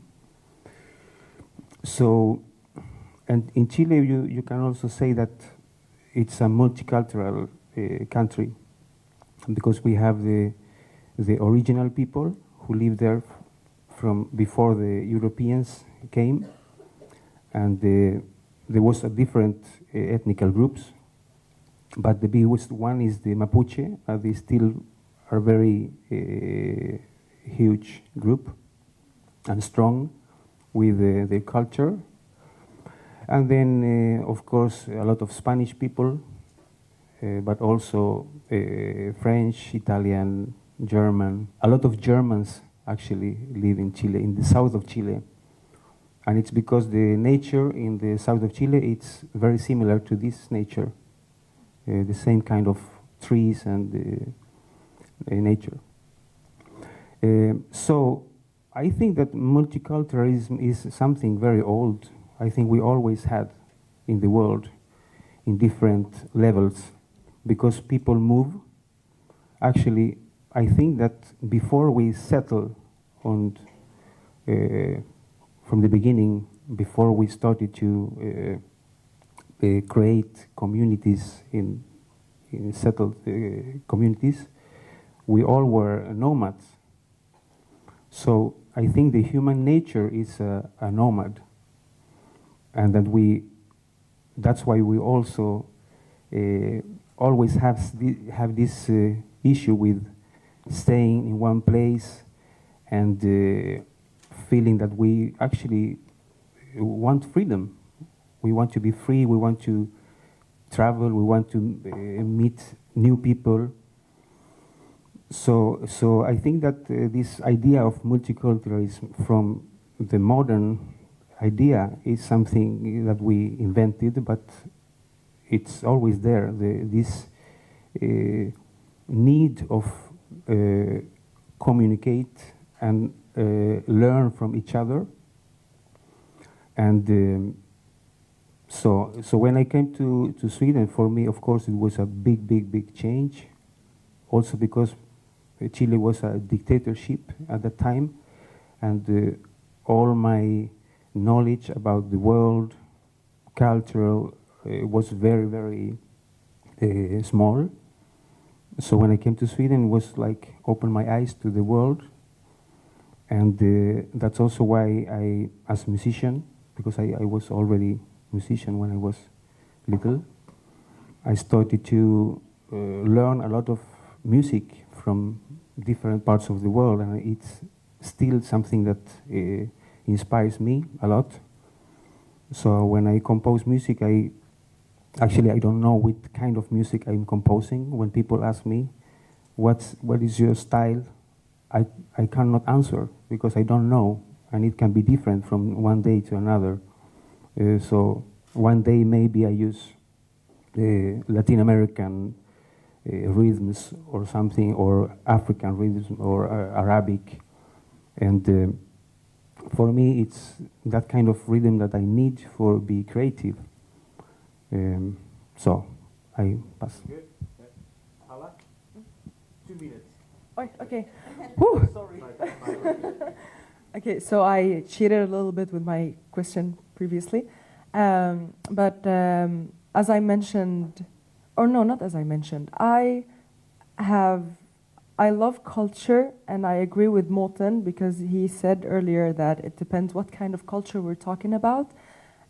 So I'm gonna focus more about the ethnicity and nationality cultures, because my nationality is that I'm Palestinian, but neither of my parents nor my siblings or I are born there. My father is born in Syria, my mother is born in Jordan, I'm born in the United Arab Emirates, lived there for a couple of years. I've lived in Syria. I then came to Sweden in 2011, just right like when the war started. And I, like now just imagine how many countries I've mentioned, different cultures, okay? Moved to Sweden, came to a very small town with only native Swedish people living there. And I was, actually I dare to say this, I was the only cultured person there. Like the only one looking different, speaking different, didn't know the language, anything.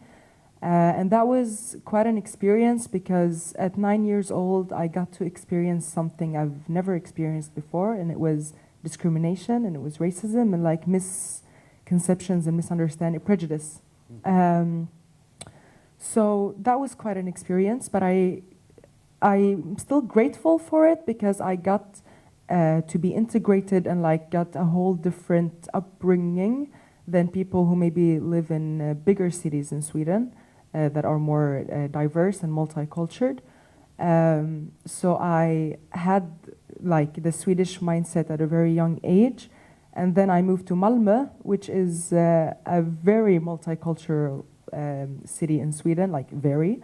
And Malmö is a city that contains like, what, 250 something languages. Like we really have all cultures, all languages, all different ethnicities.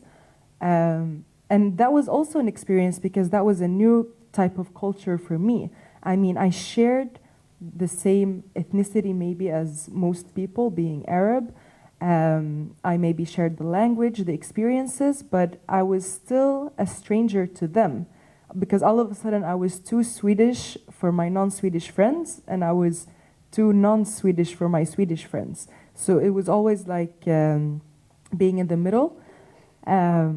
So that whole thing made me realize that, okay, diversity in culture is not only languages, it's not only ethnicities, it's not only like countries, but it's also, it could be like inside of a country, like different cities, different parts of cities. Like even in Malmö, we have like the typical like Swedish parts or the typical like immigrant parts, which is sad because it doesn't give people the same opportunity, like in so many different aspects. Like not only not learning about the culture, but like also not understanding each other. And I'm talking everything from food to music to accents. It doesn't even have to be about languages. It could just be about accents.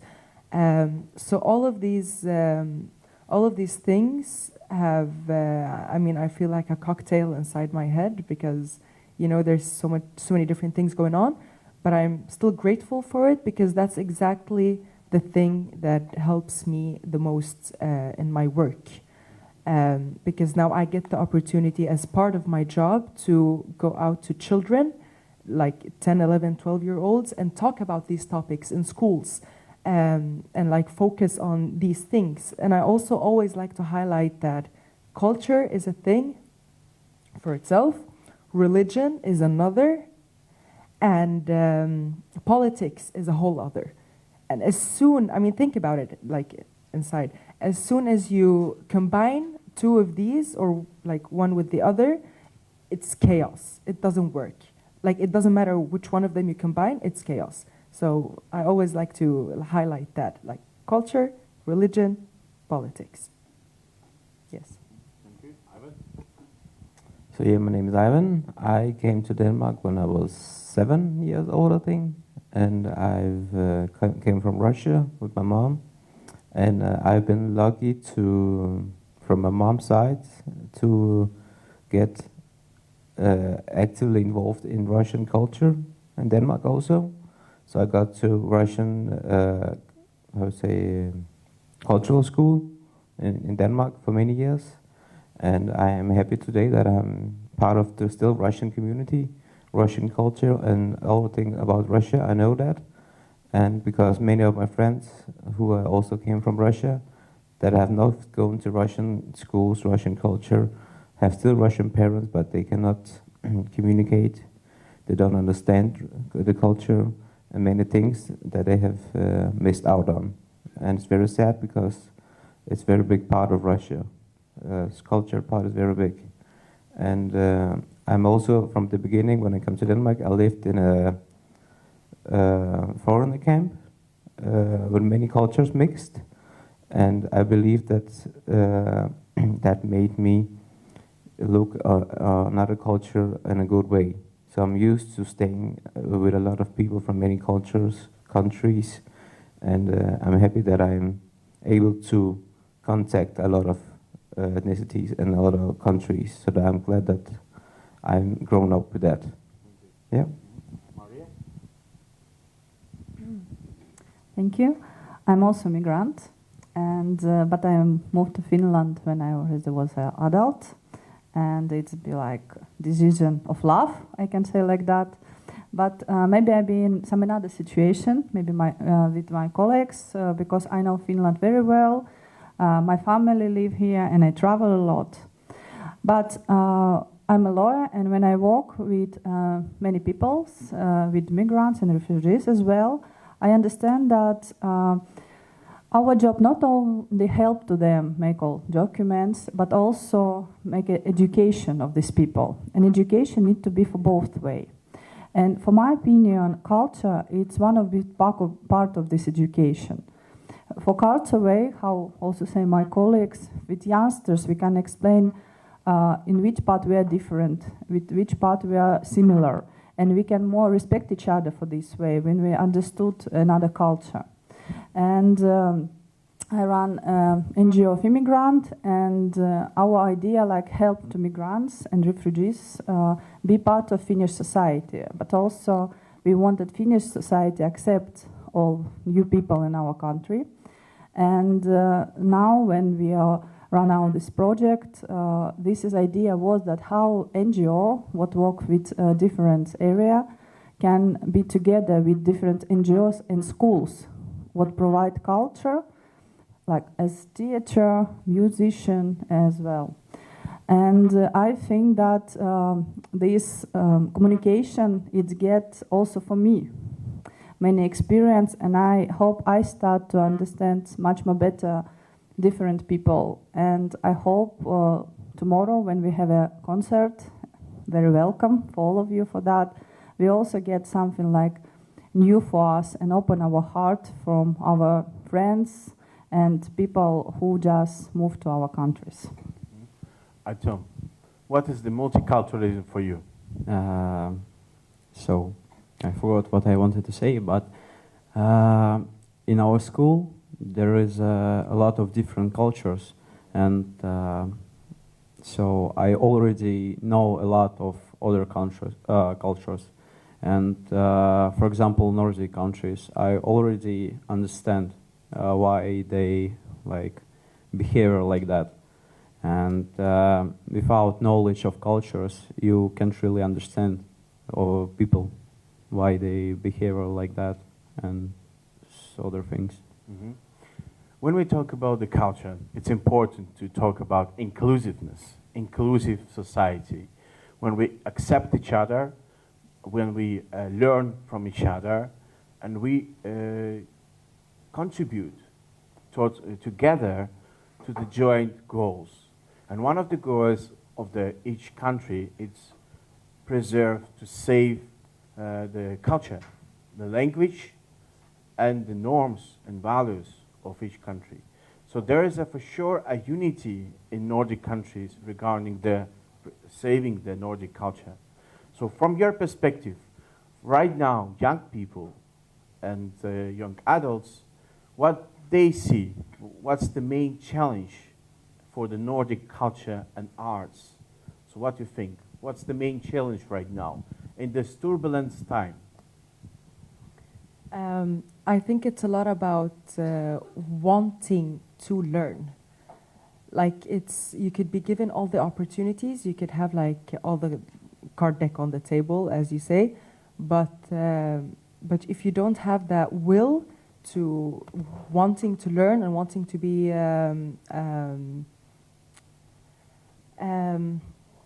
curious about especially the culture of the country you're living in, then you're never gonna.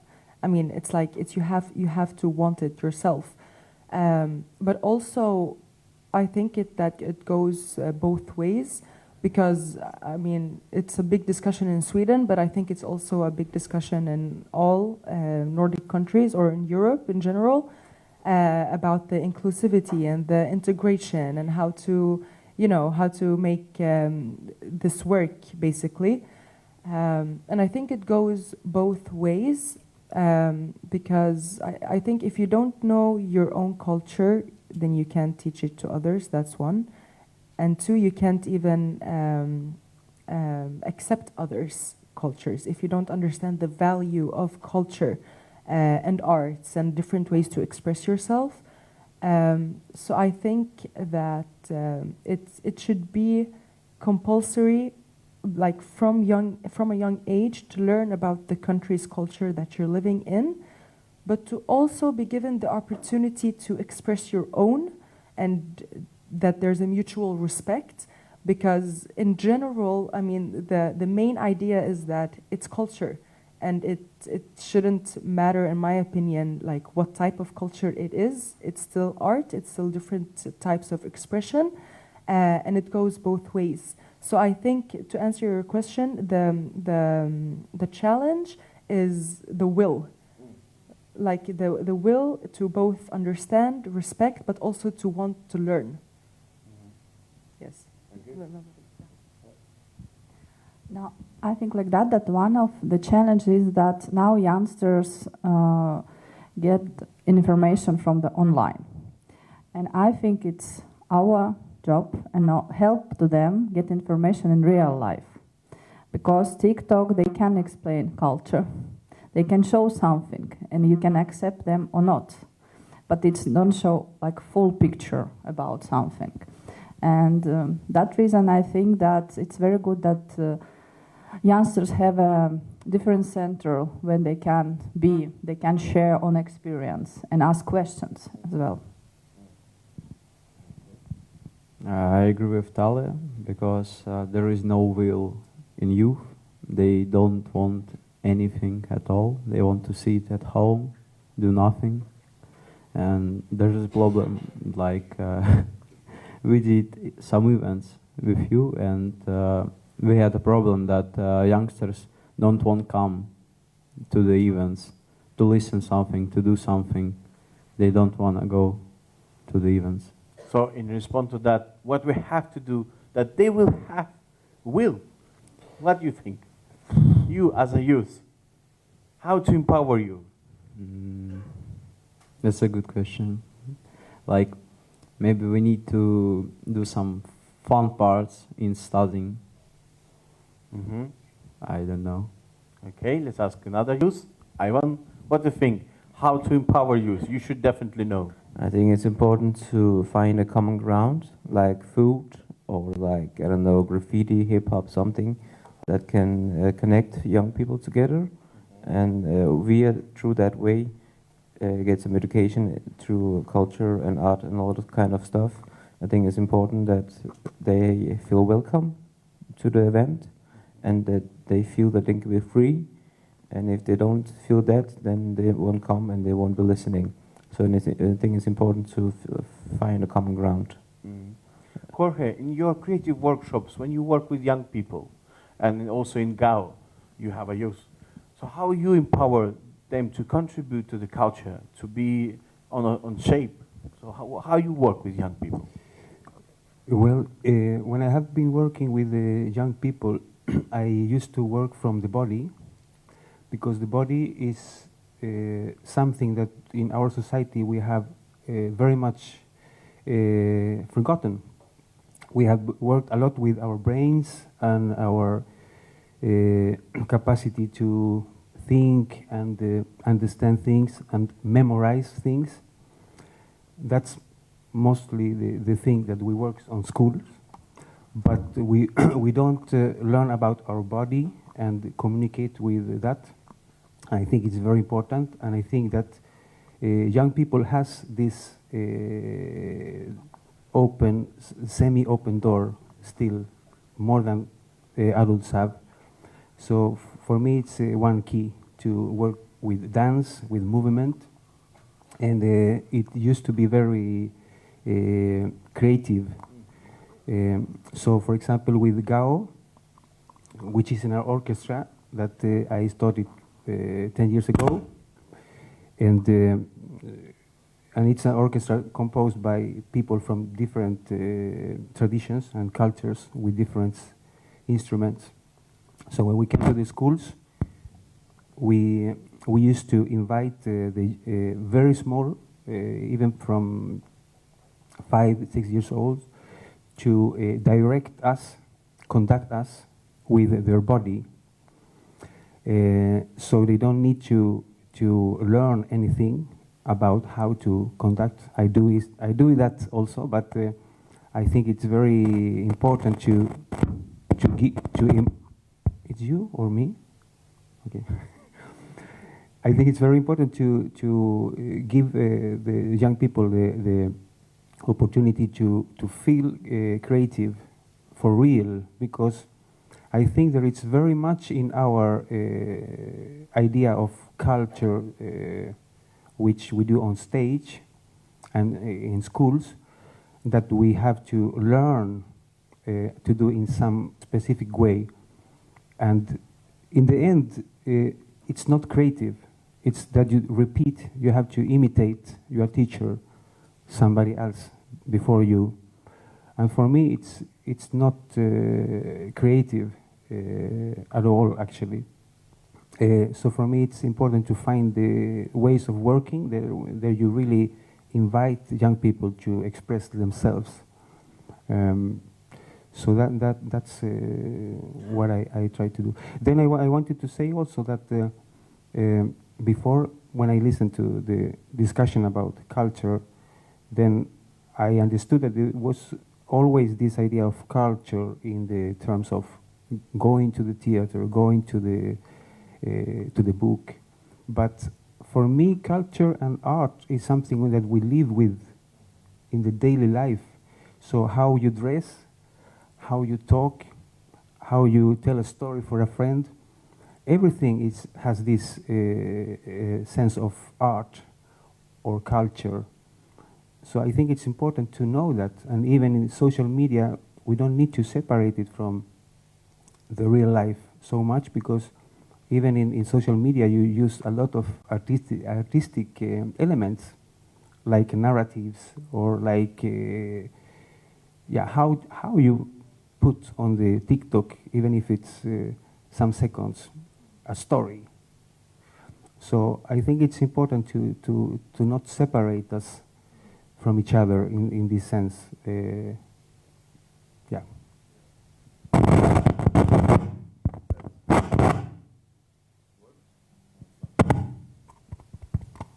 works? Okay. Okay, thank you. It's very great that you mentioned that young people should contribute, young people should say something. We have one question, time for one question only. So, Guillermo, take the mic. So, thank you very much. As we know, our customs are changing. Yes, we have our primals, but what, in your opinion, what is changing culture, or what changing culture? Thank you.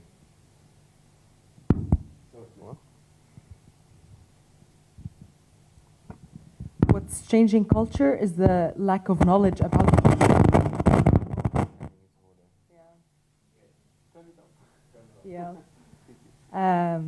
Yeah, I think it's a lack of knowledge about culture because, as you just said, we live with it. It's like every day when I choose my outfit for the day, how I edit my Instagram photos. I mean, everything is culture, basically. It's how you express yourself. It's a form of expression. So I think what's changing is that you don't, I mean, you have the feelings, you have the sense of it, you have the characteristics, but you don't know the words for it, the names for it. So that way it's hard to make something out of it because you don't know the adjectives. So for instance, just referring back to the TikTok part, because I mean, when TikTok first became a thing, I hated it. I was like, what is this? It's just a waste of time. But sometimes when I'm scrolling, or if I like want to have a visual for a question I have and I search for it in the search bar, I get up interesting things. Like I learn a lot. It could be everything: history, geography, cultural things, music. But at the same time, I think young people today are naive because you believe everything you say, you see, and you read. So not to be that person, but I like to look up the facts. Like, okay, I see something, I think I've learned something new on TikTok. I look up the facts. I go to trustable sources and I see, okay, can I believe this? Should I take in this information and store it in my head? And I think that's also a problem, that you believe everything you see. And again, sorry if I'm generalizing, but that's how it is. And you don't look up the facts. So I think maybe somehow if there would be a big campaign or something like about that, like looking up the sources and identifying the different types of expression, cultural expressions. I'm done. Okay, thank you very much. Let's make applause.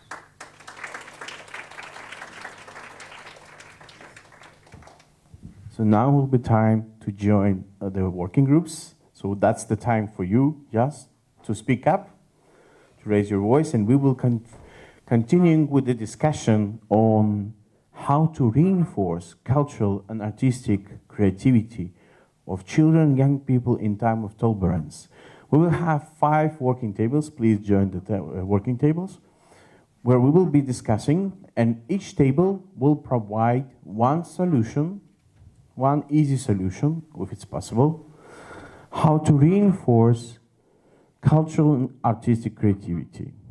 So you will have half an hour by proposing one concrete example and concrete problem related with reinforcement of cultural and artistic cooperation and so on. We will start right now, and by 1 o'clock we do very short presentations, okay? Thank you.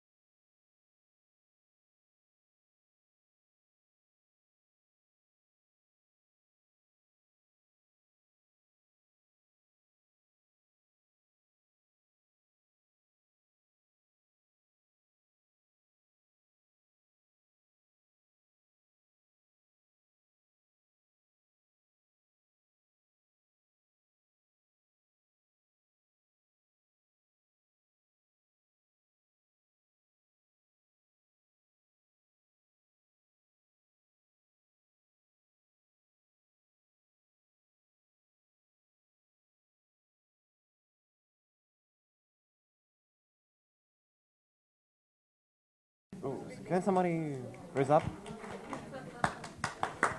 So, whoa!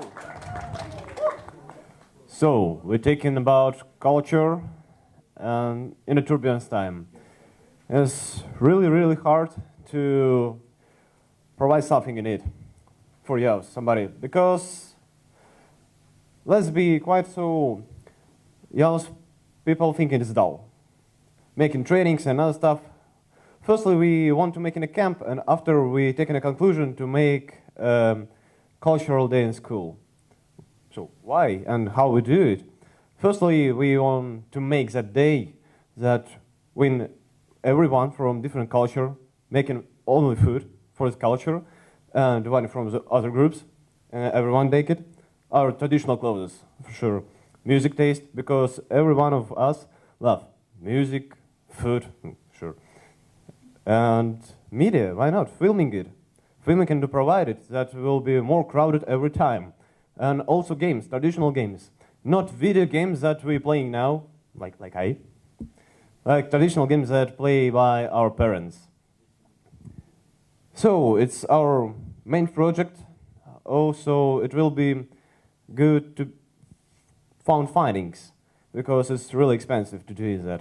And we think that we can make these days that we taking a trash from the cities and being more sustainable, sustainability of it. And providing by that groups, they give us money, and we can provide a cultural day in school for youth. That's all.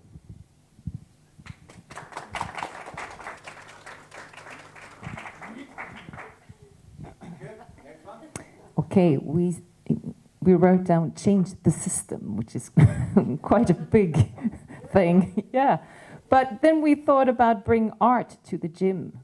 That's a good meeting point where different ages meet, and why not combine sports and culture? We also talked about make creativity more important in the school system, so it's not the force that makes it go forward, but the creativity. And yeah, we talked a lot about mental health, and it's very important. We had earlier in Sweden a curriculum called Life Knowledge. It's gone now, but we would like to bring it back. That's about the solution.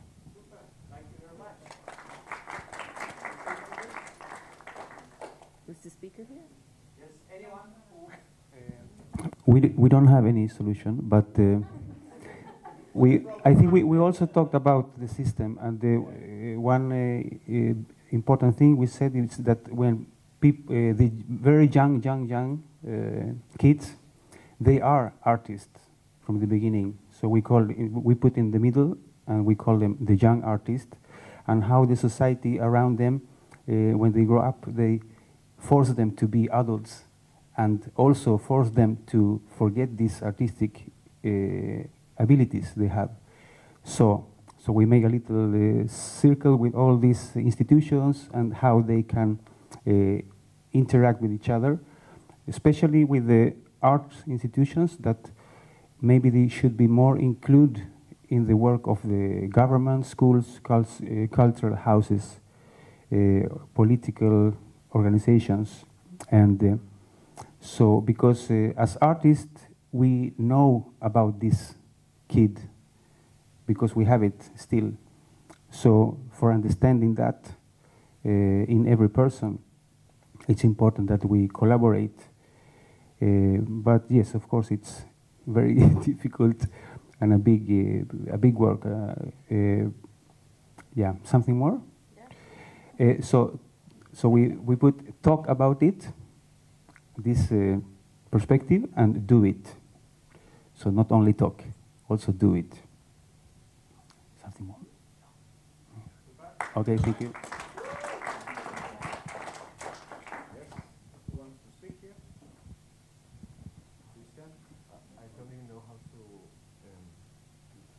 Who wants to speak? Or anyone will speak first? Okay.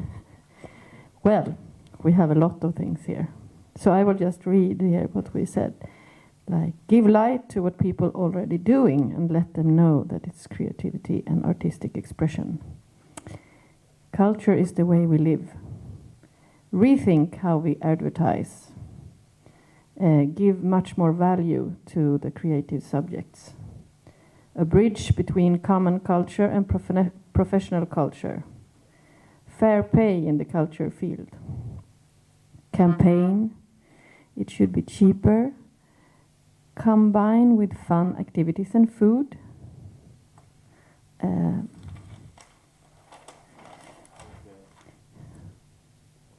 Find the kids who hasn't possibility to take activities after school.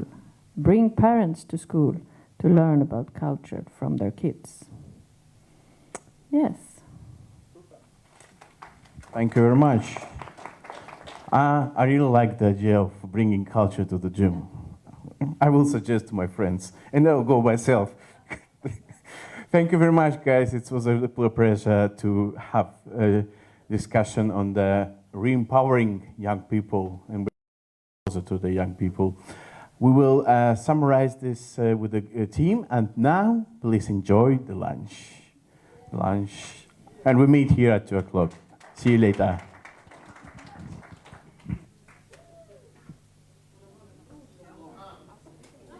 But before you go to lunch, let's do the joint picture here for memories. Very quick joint picture. Guys, all of you, young people, please join me here for a joint picture. Joint picture. Norway, Sweden, Finland, joint picture. Everyone. Joint picture, picture.